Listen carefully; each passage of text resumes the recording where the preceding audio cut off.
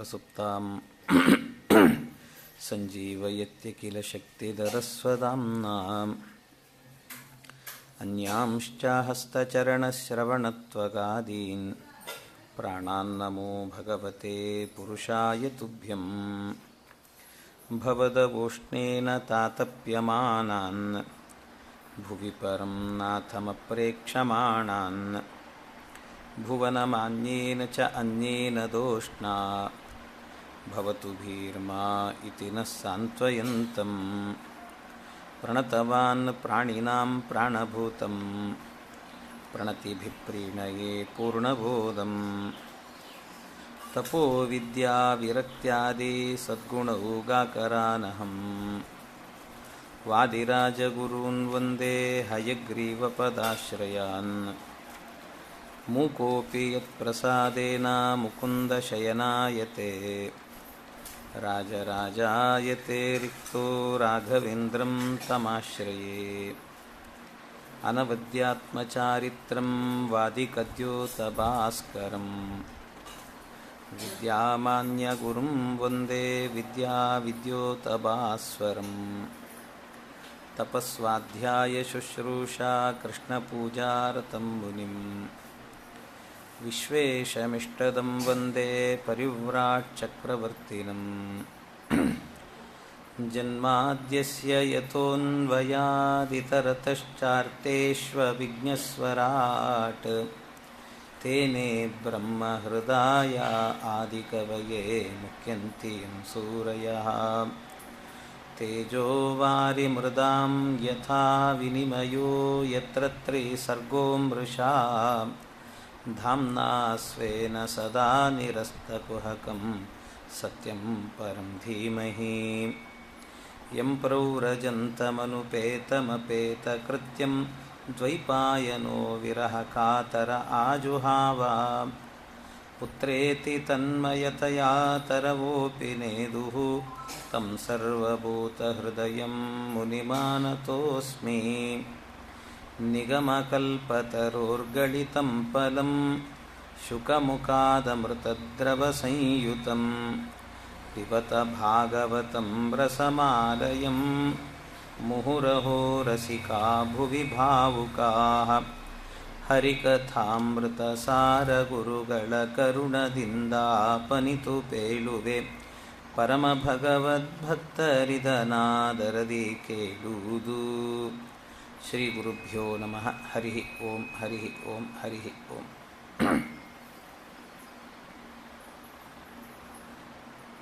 ಶ್ರೀಕೃಷ್ಣ ಪರಮಾತ್ಮ ಅನೇಕ ಲೀಲೆಗಳನ್ನು ತೋರಿಸ್ತಾ ಒಮ್ಮೆ ಇನ್ನೊಂದು ಔತ್ತರೀಯ ಪಾಠದಲ್ಲಿ ಭಾಗವತದ ಒಂದು ಶ್ಲೋಕ ಇದೆ.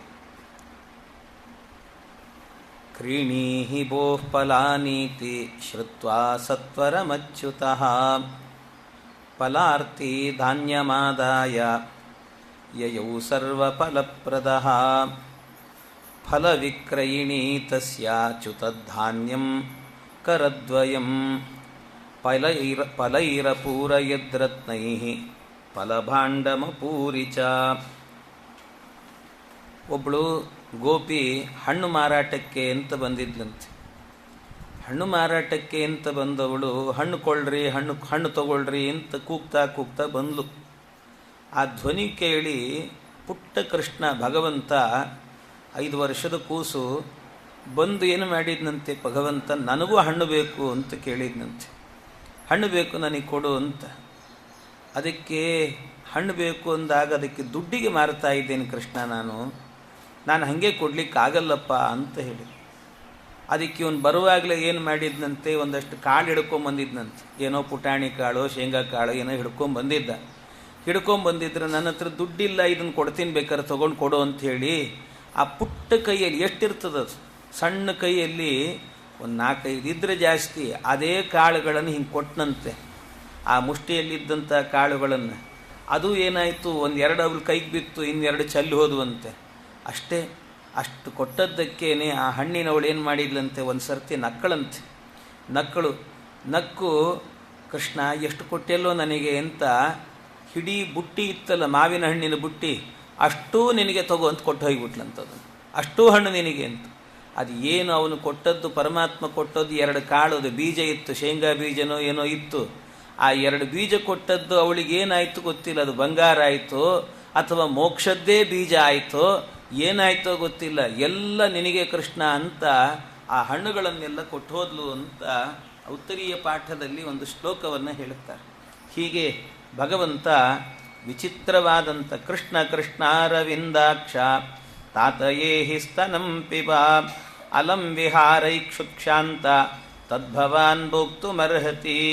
ಆಮೇಲೆ ತಾಯಿ ಆಗಾಗ್ಗೆ ಕರಿತಾ ಇದ್ಲಂತೆ, ಕೃಷ್ಣ ಬಾರೋ, ಎದೆ ಹಾಲು ಕುಡಿಸ್ತೀನಿ, ಬಾರೋ ನೀನು, ಅಲ್ಲಿ ಇಲ್ಲಿ ಓಡಾಡಬೇಡ, ತುಂಬ ಹೊತ್ತಾಯಿತು, ಹಸಿವಾಗ್ತಾ ಇರ್ತದೆ ನಿನಗೆ, ಬಾ ಅಂತ. ಅತನಂದ ಸಮಾಹೂಯ ಗೋಪಾನಿದಮಭಾಷತ ಶ್ರೋತೋ ವೃಂದಾವನಂ ಯಾಮೋ ಯತ್ತಾ ಭವತಮಾಚಿರಂ. ಕೃಷ್ಣ ಹೇಳಿದಂತೆ ನಂದಗೋಪ ಮತ್ತು ಗೋಪಾಲಕರನ್ನು ಎಲ್ಲರನ್ನ ಕರೆಸಿಕೊಂಡು ಭಗವಂತ ಹೇಳ್ತಿದ್ದಾನೆ, ನಾವೆಲ್ಲ ಇಲ್ಲಿರೋದು ಬೇಡ, ವೃಂದಾವನಕ್ಕೆ ಹೋಗೋಣ ಅಂತ ಕೃಷ್ಣ ಹೇಳಿದ್ದಂತೆ. ವೃಂದಾವನಕ್ಕೆ ಹೋಗೋಣ ಅಂದಾಗ ಗೋಪಾಲಕರೆಲ್ಲರೂ ಕೂಡ ಮೊದಲಿಗೆ, ಕೃಷ್ಣ ಇದು ಆಗಲ್ಲಪ್ಪ, ಬೇಡ. ಯಾಕೆ ಅಂದರೆ ನಾವೀಗಾಗಲೇ ನಂದಗೋಕುಲದಲ್ಲಿದ್ದೇವೆ, ಇಲ್ಲೇ ಮನೆ ಕಟ್ಟಿಕೊಂಡಿದ್ದೇವೆ, ದೊಡ್ಡ ದೊಡ್ಡ ಬಿಲ್ಡಿಂಗ್ ಕಟ್ಟಿಕೊಂಡು ಖರ್ಚು ಮಾಡಿ ಎಲ್ಲ ಮಾಡಿ ಒಂದು ವ್ಯವಸ್ಥಿತವಾಗಿದ್ದೇವೆ. ಈಗಿದ್ದಕ್ಕಿದ್ದಾಗೆ ಮನೆ ಬಿಟ್ಟು ಹೋಗೋಣ ಅಂತಂದರೆ ಎಲ್ಲಿ ಹೋಗೋದು? ಯಾಕೆಂದರೆ ಒಂದು ವ್ಯವಸ್ಥೆ ಇದೆ ಅಂದಾಗ ಕೃಷ್ಣ ಹತ್ತಿರದಲ್ಲೇ ಇದ್ನಲ್ಲ. ಕೃಷ್ಣ ಹತ್ತಿರದಲ್ಲಿ ಇದ್ದದ್ರಿಂದ ಏನನಿಸಿತ್ತಂತೆ ಅವರಿಗೆ, ಕೃಷ್ಣ ಇದ್ದಾನೆ ಅಂದರೆ ನಾವು ಸೇಫ್ ಆಗಿರ್ತೀವಿ ಅಂತ. ಏನು ತೊಂದರೆ ಇಲ್ಲ ಹತ್ತಿರದಲ್ಲಿ. ಯಾಕೆಂದರೆ ಎಲ್ಲರೂ ಹಾಗೆ ನೋಡ್ರಿ ಮಾಡೋದು. ಎಲ್ಲಿಯಾದರೂ ಊರುಗಳಲ್ಲಿ ಮನೆ ಮಾಡಬೇಕು ಅಂದರೆ ಎಲ್ಲಿ ರಾಯರ ಮಠ ಇದೆ, ಎಲ್ಲಿ ವಿಷ್ಣು ತೀರ್ಥರಿದ್ದಾರೆ ಅಂತ ಹತ್ತಿರದಲ್ಲೇ ಒಂದು ಮನೆ ಇದ್ದರೆ ಚೆನ್ನಾಗಿರ್ತದೆ ನೋಡು ಅಂತಲೇ ಯೋಚನೆ ಮಾಡೋದು. ಏನನ್ನ ಆಯಿತು ಅಂದ್ರೆ ಅಲ್ಲೇ ಮಠಕ್ಕೆ ಹೋಗಿ ಬಂದ್ಬಿಡೋದು ಅಂತೂ, ಊಟ ಮಾಡ್ಕೊಂಡು ಬಂದರೆ ಆಗ್ತದೆ ಅನ್ನೋ ಹಾಗೆ ವ್ಯವಸ್ಥಿತವಾಗಿರಬೇಕು ಅಂತ. ಹಾಗೆ ಕೃಷ್ಣ ಇದ್ದ ಜಾಗದಲ್ಲಿ ಯಾವ ಭೂತ ಪ್ರೇತ ಪೂತನಿ ಗೀತನಿ ಯಾರೂ ಬರುವುದಿಲ್ಲ. ಆದ್ದರಿಂದ ಎಲ್ಲ ಕೃಷ್ಣ ಇದ್ದಾನೆ ಅಂದ್ಕೊಂಡು ದೊಡ್ಡ ಮನೆ ಕಟ್ಕೊಂಡ್ಬಿಟ್ಟಿದ್ರಂತೆ. ಈ ಕೃಷ್ಣ ಹೇಳಿದ, ಶ್ರೋತೋ ವೃಂದಾವನಂ ಯಾಮಹ, ನಾವು ನಾಳೆನೇ ವೃಂದಾವನಕ್ಕೆ ಹೋಗಬೇಕು ಅಂತಂದ. ಹೇಳಿದ್ರು, ಎಲ್ಲರೂ ಕೇಳಿದ್ರಂತೆ, ಕೃಷ್ಣ ಇದಾಗಲ್ಲಪ್ಪ ಬೇಡ ಅಂತ, ಮನೆ ಕಟ್ಟಿಕೊಂಡಿದ್ದೀವಿ. ಕೃಷ್ಣ ಇಲ್ಲ ಹೋಗಬೇಕು ಅಂತಂದ. ಕೇಳಲಿಲ್ಲ. ಕೂಡಲೇ ಏನು ಮಾಡಿದ್ನಂತೆ ಪರಮಾತ್ಮ, ತನ್ನ ಒಂದೊಂದು ರೋಮ ಕೂಪಗಳಿಂದಾಗಿ ತೋಳಗಳನ್ನು ಸೃಷ್ಟಿ ಮಾಡಿದ್ನಂತೆ. ತೋಳಗಳನ್ನು, ಅವನದ್ದೇ ರೂಪ, ಭಗವಂತನದ್ದೇ ತೋಳ ಅನ್ನುವಂಥ ಒಂದು ರೂಪ ಪರಮಾತ್ಮ. ಎಲ್ಲ ತೋಳಗಳನ್ನು ಸೃಷ್ಟಿ ಮಾಡಿ ಯಾರಿಗೆ ಏನು ಮಾಡಲಿಲ್ಲ, ಸುಮ್ಮನೆ ಊರು ತುಂಬ ಓಡಾಡಿದ ತಾನೆ. ಅದನ್ನು ನೋಡೇ ಗಾಬರಿ ಆದ್ರಂತೆ ಎಲ್ಲರೂ ಕೂಡ. ಅಯ್ಯೋ ಇದೇನೋ ಕೃಷ್ಣ ಹೇಳಿದ್ದಕ್ಕೂ ಇಲ್ಲಿ ತೋಳ ಓಡಾಡೋದಕ್ಕೂ ಬಹಳ ಸರಿ ಹೋಯ್ತಿದ್ದು. ಎಲ್ಲಾದರೂ ಮಕ್ಕಳು ಓಡಾಡಬೇಕಾದ್ರೆ ತೋಳಗಳು ಹಿಡ್ಕೊಂಡು ಹೋದ್ರೆ ಏನು ಮಾಡಬೇಕು? ಬೇಡ, ಕೃಷ್ಣ ಹೇಳಿದ್ದು ಸರಿ ಇದೆ ಅಂತ ತಚ್ಛ್ರುತ್ವೈಕದಿಯೋ ಗೋಪಾಹ ಸಾಧು ಸಾಧ್ವೀತಿ ವಾದಿನಃ. ಕೃಷ್ಣ ನೀನು ಹೇಳಿದ್ದೇ ಸರಿ ಇದೆಯೋ, ಆಯ್ತಪ್ಪ ಹೊರಡೋಣ ನಾವು ಅಂತ ರಥಾನ್ ಸ್ವಾನ್ ಸಮಾಯುಜ್ಯ ಯಯೂರೂಢ ಪರಿಚ್ಛದಾಹ, ಎಲ್ಲ ರಥಗಳನ್ನು ತಯಾರು ಮಾಡಿಕೊಂಡು ಹೊರಡೋದು ಅಂತ ಹೊರಟ್ರಂತೆ. ವೃದ್ಧಾನ್ ಬಾಲಾನ್ ಸ್ತ್ರೀಯೋ ರಾಜನ್ ಸರ್ವೋಪಸ್ಕರಣಾನಿ ಚ, ಎಲ್ಲರನ್ನ ವೃದ್ಧರಿಂದ ಹಿಡ್ಕೊಂಡು ಮಕ್ಕಳು ಹೆಣ್ಣು ಮಕ್ಕಳು ಎಲ್ಲರೂ ಕೂಡ ಕೃಷ್ಣ ಹೇಳಿದ ಅಂತ ಹೊರಟು ಬಿಟ್ರು ಎಲ್ಲರೂ. ವೃಂದಾವನಂ ಸಂಪ್ರವಿಶ್ಯ ಸರ್ವಕಾಲ ಸುಖಾವಹಂ, ಈ ವೃಂದಾವನದಲ್ಲಾದರೂ ಸುಖವಾಗಿರೋಣ ಅಂತ ಎಲ್ಲರೂ ಕೂಡ ಅಲ್ಲಿ ಮತ್ತೆ ನಿಧಾನವಾಗಿ ಒಂದೊಂದು. ಯಾಕೆ ಕೃಷ್ಣ ಇದನ್ನೆಲ್ಲ ಮಾಡಿದ ಇಷ್ಟು ಕಷ್ಟಪಟ್ಟುಕೊಂಡು ಅಂತಂದರೆ, ಕೃಷ್ಣ ಹೇಳ್ತಾನೆ ಘೋಷೋಯಂ ನಗರಾಯತೆ. ಘೋಷ ಅಂದರೆ ಹಳ್ಳಿ ಅಂತ ಅರ್ಥ. ನೀವು ಮನೆಗಳೆಲ್ಲ ಜಾಸ್ತಿ ಕಟ್ಕೊಂಡ್ಬಿಟ್ಟಿರಿ ಅಂತಾದರೆ ಹಳ್ಳಿಗೆ ಹೋಗಿ ಸಿಟಿ ಆಗಿಬಿಡುತ್ತದೆ. ಸಿಟಿ ಆಯಿತು ಅಂತಾದರೆ ಪರಮಾತ್ಮ ಹೇಳ್ತಾನೆ, ಹಸುಗಳೆಲ್ಲ ಆಕಳು ಮೇಯೋದಕ್ಕೆ ಅಂತ ಮೇವಿರೋದಿಲ್ಲ, ಅದಕ್ಕೆ ಮತ್ತೇನು ಮಾಡಬೇಕು, ಎಲ್ಲಿಂದಲೋ ತರಬೇಕು, ಮನೆಯಲ್ಲೇ ಕಟ್ಟಿ ಹಾಕಬೇಕು. ಮನೆಯಲ್ಲಿ ಕಟ್ಟಿ ಹಾಕಿದರೆ ಏನು ಚೆನ್ನಾಗಿರ್ತದೆ ಆಕಳನ್ನು. ಆಕಳಿಗೆಲ್ಲ ಹಂಗಿರಬಾರ್ದಂತೆ. ಆಕಳು ಯಾವಾಗಲೂ ಕಟ್ಟಿ ಹಾಕಿರಬಾರ್ದು. ಅದನ್ನು ಆಕಳನ್ನು ಒಂದು ಸರ್ತಿ ಬೆಳಿಗ್ಗೆ ಆಯಿತು ಅಂತಾದರೆ ಅದರ ಹಗ್ಗ ಬಿಚ್ಚಿಬಿಡಬೇಕು. ಹಗ್ಗ ಬಿಚ್ಚಿದರೆ ಅದು ಓಡಾಡ್ಕೊಂಡು ಬರ್ತದೆ, ಆವಾಗ ಆನಂದ, ಹಾಲು ಚೆನ್ನಾಗಿ ಕೊಡ್ತದಂತೆ ಆಕಳು. ಗಾವಹ ಸ್ವಚ್ಛ ಸ್ತ್ರೀಯೋ ಭಾರೇಣ ತುಷ್ಯಂತಿ ಗಾವಹ ಸ್ವಚ್ಛಂದಚಾರತಃ ಕುಂಜರ ಪಾಂಸುವರ್ಷೇಣ. ಒಂದೊಂದು ಒಬ್ಬೊಬ್ಬರಿಗೆ ಒಂದೊಂದು.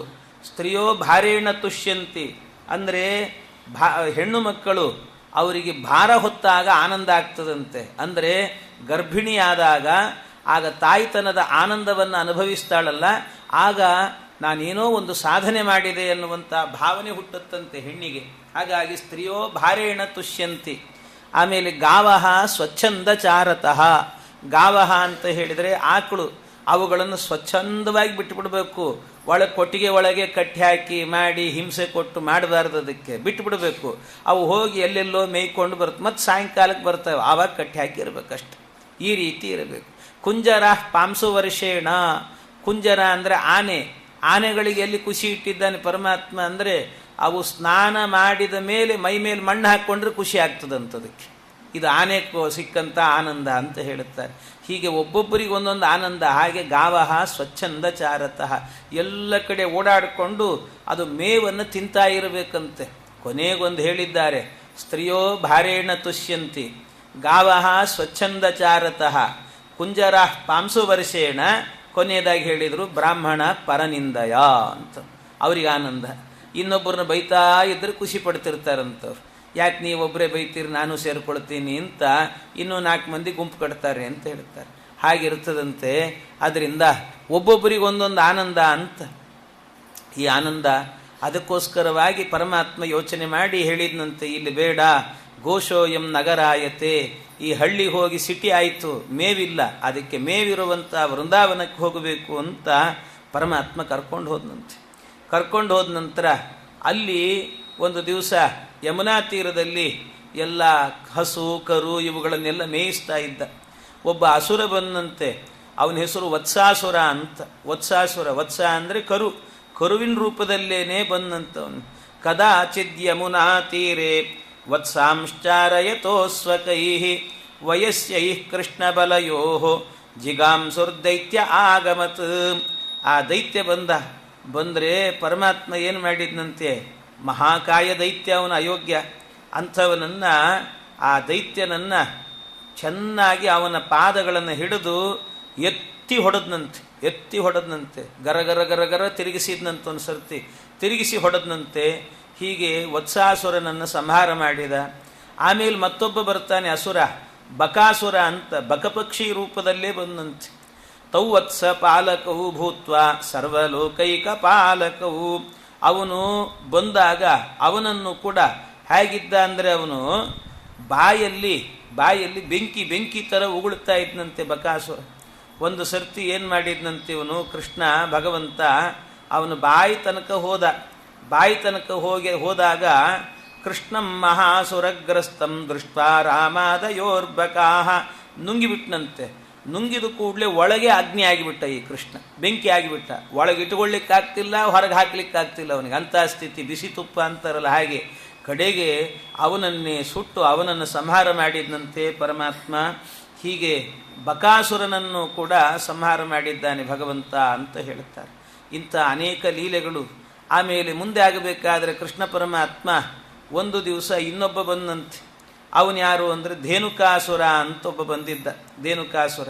ಆ ಧೇನುಕಾಸುರನನ್ನು ಕೂಡ ಅದು ಗೋವಿನ ರೂಪದಲ್ಲೇ ಬಂದಿರುವಂಥ ಅವನನ್ನು ಬಲರಾಮ ದೇವರು ಮತ್ತು ಕೃಷ್ಣ ಇಬ್ಬರು ಸೇರಿಕೊಂಡು ಅವನನ್ನು ಸಂಹಾರ ಮಾಡಿದರು ಅಂತ. ಅವನ ಸಂಹಾರ ನಡೆದಿದೆ. ಈ ಥರ ಅನೇಕ ದೈತ್ಯರು ಬಹಳ ಮಂದಿ ಬರ್ತಾರೆ. ಪರಮಾತ್ಮ ಅವತಾರ ಮಾಡಿದ್ದೇ ಅದಕ್ಕಲ್ವಾ. ಕೃಷ್ಣಾವತಾರದ ಕಾಲದಲ್ಲಿ ನಾವೇನು ಹೇಳುತ್ತೇವೆ, ಜಾತಕ್ ಕಂಸವದಾರ್ಥಾಯ ಭೂಭಾರ ಹರಣಾಯ ಚ ಅಂತ. ಒಂದು ಕಂಸನ ಸಂಹಾರ, ಇನ್ನೊಂದು ಭೂಭಾರ ಹರಣ. ಎಲ್ಲ ಭೂಮಿಗೆ ಭಾರ ಆದಂಥ ದೈತ್ಯರನ್ನೆಲ್ಲ ಸಂಹಾರ ಮಾಡಬೇಕು ಅಂತ ಪರಮಾತ್ಮ ಎಲ್ಲರನ್ನೂ ಕೂಡ ಸಂಹಾರ ಮಾಡುತ್ತಿದ್ದಾನೆ. ಏವಂ ಸ ಭಗವಾನ್ ಕೃಷ್ಣೋ ವೃಂದಾವನ ಚರ ಕ್ವಚಿತ್ ಯಯೌ ರಾಮಮೃತೆ ರಾಜನ್ ಕಾಲಿಂದೀಂ ಸಖಿಭಿರ್ವೃತಃ. ಒಮ್ಮೆ ಏನು ಮಾಡಿದ್ನಂತೆ ಪರಮಾತ್ಮ, ಒಂದು ದಿವಸ ಮಾತ್ರ ದೇವರು ಕೃಷ್ಣ ಪರಮಾತ್ಮ ತಾನು ಇದನ್ನೆಲ್ಲ ಹಸುಗಳನ್ನು ಇವುಗಳನ್ನೆಲ್ಲ ಕಾಯಬೇಕು ಅಂತ ತಾನೇ ಬಂದನಂತೆ. ಆವತ್ತಿನ ದಿವಸ ಹೇಳಿದ್ನಂತೆ, ಏನು ಬಲರಾಮ ಅಣ್ಣ, ನೀನು ದಿನ ದನ ಕಾಯ್ಲಿಕ್ಕೆ ಬರ್ತಾ ಇದ್ದಿ, ಇವತ್ತೊಂದು ದಿವಸ ನೀನು ಮನೆಯಲ್ಲೇ ಇದ್ಬಿಡು ಅಂತಂದಂತೆ. ಮನೆಯಲ್ಲಿ ರೆಸ್ಟ್ ಮಾಡಿ ನೀನು, ನಾನು ಹೋಗಿ ಬರ್ತೇನೆ ಅಂತಂದ. ಅದಕ್ಕೆ ಯಯೌ ರಾಮಮೃತೆ ರಾಜನ್ ಕಾಲಿಂದೀಂ ಸಖಿಭಿರ್ವೃತಃ. ಎಲ್ಲ ಸ್ನೇಹಿತರ ಜೊತೆಗೆ ಹೊರಟ. ರಾಮಮೃತೆ, ರಾಮಂ ಅಂದರೆ ಬಲರಾಮನನ್ನು ಬಿಟ್ಟು ಅವನೊಬ್ಬನೇ ಹೋದನಂತೆ. ಬಲರಾಮನ ಬಿಟ್ಟು ಹೋದ್ನಲ್ಲ, ಅದಕ್ಕೆ ಹೋದಾಗ ಆ ಭಗವಂತ ಯಮುನಾ ತೀರಕ್ಕೆ ಹೋಗಿದ್ದಾನಂತೆ. ನಂದ ಕಂದ ಗೋವಿಂದ ಒಂದು ದಿನ ಅಡವಿ ದಾರಿ ಹಿಡಿದ, ಬಂಧು ರಾಮನನ್ನು ಬಿಟ್ಟು. ಭಗವಂತ ಆ ಬಂಧು ರಾಮ ಏನಿದ್ದ ಬಲರಾಮ, ಆ ಬಲರಾಮನನ್ನ ಸ್ವಲ್ಪ ಸೌಂಡ್ ಕಡಿಮೆ ಮಾಡಿ, ಬಲರಾಮನನ್ನ ಬಿಟ್ಟು ಹೋದನಂತೆ. ಆ ಬಲರಾಮನ ಬಿಟ್ಟು ಹೋದ ಕೂಡಲೇ ಇವನು ಕೂಡ ಸುಮ್ಮನೆ ಆದ. ಆಯಿತು, ಕೃಷ್ಣ ಹೇಳಿದ್ದಾನೆ ಅಂದಮೇಲೆ ಏನೋ ಇರ್ತದೆ, ಯಾಕೆ ಹೋಗ್ಬೇಕು ನಾನು ಅಂದ್ಕೊಂಡು ಹೋಗಿಬಿಟ್ಟು ನಾನು ಇವನು ಬಿಟ್ಟುಬಿಟ್ಟ, ಮನೆಯಲ್ಲೇ ಇದ್ದ ಇವನು. ಆಗ ಭಗವಂತ ಹೋದ ನೋಡಿ. ಹೋದವನೇನು ಮಾಡಿದ? ತಂಚಂಡ ವೇಗ ವಿಷವೀರ್ಯಮವೇಕ್ಷತೇನ ದುಷ್ಟಾಂ ನದೀಂ ಚಕಲ ಸಂಯಮನಾವತಾರ ಕೃಷ್ಣ ಕದಂಬಮದಿರುಹ್ಯ ತತೋತಿ ತುಂಗಾತ್ ಆಸ್ಫೋಟ್ಯ ಗಾಢರಶನೋ ನೆಪತದ್ವಿಷೂದೇ. ಪರಮಾತ್ಮ ಭಗವಂತ ಬಂದಿದ್ದಾನೆ. ಬಂದವನೇ ಏನು ಮಾಡ್ತಿದ್ದಾನೆ ಅಂತಂದರೆ, ಅಲ್ಲಿ ಹೋಗಿ ಯಮುನಾ ತೀರದಲ್ಲಿ ಹಸುಗಳನ್ನೆಲ್ಲ ಮೇಯಿಸಿದಂತೆ ಪರಮಾತ್ಮ. ಹಸುಗಳನ್ನೆಲ್ಲ ಮೇಯಿಸಿದ. ಆ ಹಸುಗಳೆಲ್ಲ ತಿಂತಾ ಇದ್ವು ಪಾಪ. ಹಸುಗಳು ತಿಂದು ತಿಂದು ಖುಷಿಯಾಗಿದ್ವಂತೆಲ್ಲವೂ ಕೂಡ. ಎಲ್ಲ ಹಸುಗಳು ಖುಷಿಯಾಗಿ ತಿಂತಾ ಇದ್ವು. ಆದರೆ ಸಣ್ಣ ಸಣ್ಣ ಕರು ಇತ್ತಲ್ಲ, ಆ ಕರುಗಳಿಗೆ ಭಗವಂತನೇ ಏನು ಮಾಡಿದ್ನಂತೆ ಪರಮಾತ್ಮ, ನಾನೇ ನಿಮಗೆ ತಿನ್ನಿಸ್ತೇನೆ ಅಂತ. ಯಾಕೆ? ದೊಡ್ಡ ದೊಡ್ಡ ಹುಲ್ಲು ತಿನ್ಲಿಕ್ಕೆ ಆಗ್ತಿರ್ಲಿಲ್ಲ ಅವಕ್ಕೆ. ಅದಕ್ಕೆ ಸಣ್ಣ ಸಣ್ಣ ಏನು ಹುಲ್ಲಿರ್ತವೆ, ಎಳೆ ಎಳೆ ಹುಲ್ಲು ಅಂತಾರಲ್ಲ, ಅಂಥ ಹುಲ್ಲನ್ನೆಲ್ಲ ತಂದು ತಾನೇ ತಿನ್ನು ಅಂತ ಬಾಯಿಗಿಡ್ತಿದ್ನಂತೆ ಆ ಕರುಗಳಿಗೆ. ಆ ತಿನ್ನು ತಿನ್ನು ಅಂತ ಬಾಯಿಗಿಟ್ರೆ ಇಷ್ಟು ಆನಂದದಿಂದ ತಿಂತಾ ಇದ್ವು ಕರುಗಳು ಅಂತಂದರೆ, ದೇವರು ತಿನ್ನಿಸಿದ ಅಂದರೆ ಎಷ್ಟು ಚೆನ್ನಾಗಿದ್ವವು ಅಂದರೆ ಆನಂದದಿಂದ ಇದ್ವಂತೆ. ಪರಮಾತ್ಮ ತಂದು ತಿನ್ನಿಸಿದ್ದ ಹಾಗೆ ವಿಜಯದಾಸರು ಹೇಳುತ್ತಾರೆ, ಎಳೆಗರಿಕೆ ಇರುವ ಸ್ಥಳದಿ ಕರೆದು ವತ್ಸಗಳನೆ ನಿಲ್ಲಿಸಿ ಕೊಳಲು ತನ್ನ ಕೈಲಿ ಪಿಡಿದು ಮುರಳಿಗಾನ ಮಾಡುತ್ತಾ. ದೇವರು ತಿನ್ನಿಸಿದ್ರೆ ಹೇಗಿತ್ತು ಆ ಕರುಗಳು ಅಂದರೆ ಅವುಗಳ ಸ್ಥಿತಿ, ಅವು ಬಡುಕಲಾಗಿದ್ದರೂ ಕೂಡ ತಾಯಿಯ ವಾತ್ಸಲ್ಯದಲ್ಲಿ ತಿನ್ನಿಸ್ತಿದ್ದಂತೆ ದೇವರು. ಅಂದರೆ ಯಾವಾಗಲೂ ಕೂಡ ಮಕ್ಕಳಿರ್ತಾವಲ್ಲ, ತಾಯಿ ತಿನ್ನಿಸಿದಾಗ ಏನು ಆ ವಾತ್ಸಲ್ಯ ಪ್ರೀತಿ ತುಂಬಿರ್ತದೆ, ಅದು ಬೇರೆ ಯಾರು ತಿನ್ನಿಸಿದ್ರೂ ಕೂಡ ಆಗೋದಿಲ್ಲಂತೆ. ತಿನ್ನಿಸಿರ್ತಾರೆ, ದೃಷ್ಟಿನೇ ಹಾಕಿರ್ತಾರೆ ಮಕ್ಕಳ ಮೇಲೆ, ಆದ್ದರಿಂದಾಗಿ ಅದಾಗೋದಿಲ್ಲ. ಆದರೆ ತಾಯಿ ವಾತ್ಸಲ್ಯದಿಂದ ತಿನ್ನಿಸಿದ್ರೆ ಒಳ್ಳೆ ಚೆನ್ನಾಗಿ ಬೆಳೀತಾವೆ ಮಕ್ಕಳು, ದಷ್ಟಪುಷ್ಟವಾಗ್ತವೆ. ಆ ರೀತಿಯಲ್ಲಿ ವಾತ್ಸಲ್ಯದಿಂದ ಪರಮಾತ್ಮ ತಿನ್ನಿಸ್ತಾ ಇದ್ದಂತೆ.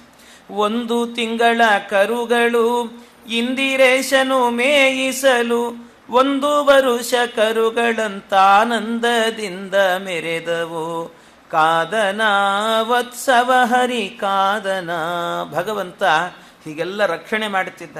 ಅವುಗಳನ್ನು ರಕ್ಷಣೆ ಮಾಡುವಾಗ ಅವೆಲ್ಲ ತಿಂದುವು ಪಾಪ. ತಿಂದು ನೀರು ಕುಡಿಬೇಕು ಅಂತ ಯಮುನಾ ನದಿಗೆ ಹೋಗ್ತಾ ಇದ್ದಾವಂತೆ. ಯಮುನಾ ನದಿಗೆ ಹಸಿದು ಹಸಿವು ನೀರಡಿಸಿ ಕರುವು ರುಚಿಕರವು ನೀರು ಎಂದು ಸಾರಿ ಬಂದು ಜಲ ಹೀರಿ ನಿಂದು ಮರಣಿಸಿದವಾಗಲಂದು. ನೀರು ಕುಡಿಲಿಕ್ಕೆ ಹೋದರೆ ಸಾಕು, ಸಾವೇ ಬರ್ತಾ ಇದೆ ಅಂತ ಅವುಗಳಿಗೆಲ್ಲ ಸಾವು ಬರ್ತಾ ಇದೆ. ಯಾಕೆ ಅಂದರೆ ಯಮುನಾ ನದಿ ತುಂಬಿರುವಂತಹದ್ದೇನು ಅಂತಂದರೆ ಬರೀ ವಿಷವೇ ತುಂಬಿದೆ ಅಂತ. ಯಾಕೆ? ಕಾಳಿಂಗ ಅನ್ನುವಂಥ ಸರ್ಪ ಇದ್ದ. ಆ ಕಾಳಿಂಗ ಅನ್ನುವಂಥ ಸರ್ಪ ಒಳಗೆ ಸೇರಿಕೊಂಡು ಗರಳ ಅಂದ್ರೇನು? ವಿಷವನ್ನು ಜೋರು ಬಿಡ್ತಾ ಇದ್ದಾನಂತೆ.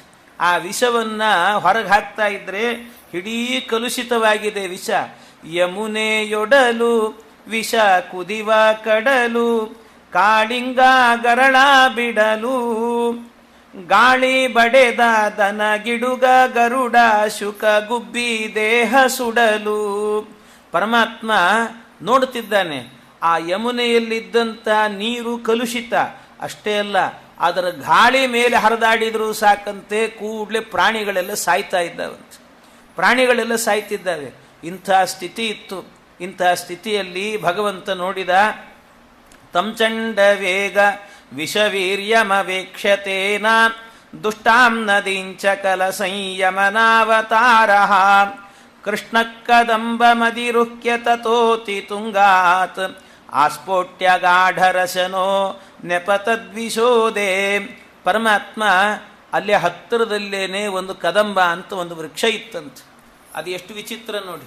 ಏನಾಗಿತ್ತು ಅಂದರೆ ದೇವರು ಆ ಕದಂಬ ವೃಕ್ಷವನ್ನು ಹತ್ತಿದ್ನಂತೆ. ಮೇಲಿಂದ ಯಮುನೆಗೆ ಹಾರಬೇಕು ಅಂತ, ಮೇಲಿಂದ ಹಾರಬೇಕು ಅಂತ. ಚೆನ್ನಾಗಿ ಒಳಗೆ ಹೋಗ್ತದೆ, ಎಷ್ಟು ಮೇಲೆ ಹೋಗ್ತಾರೋ ಅಷ್ಟು ಒಳಗೆ ಹೋಗ್ತಾರಂತೆ. ಅದಕ್ಕೋಸ್ಕರವಾಗಿ ಮೇಲಿಂದ ಹಾರಬೇಕು ಅಂತ ಹೋದ.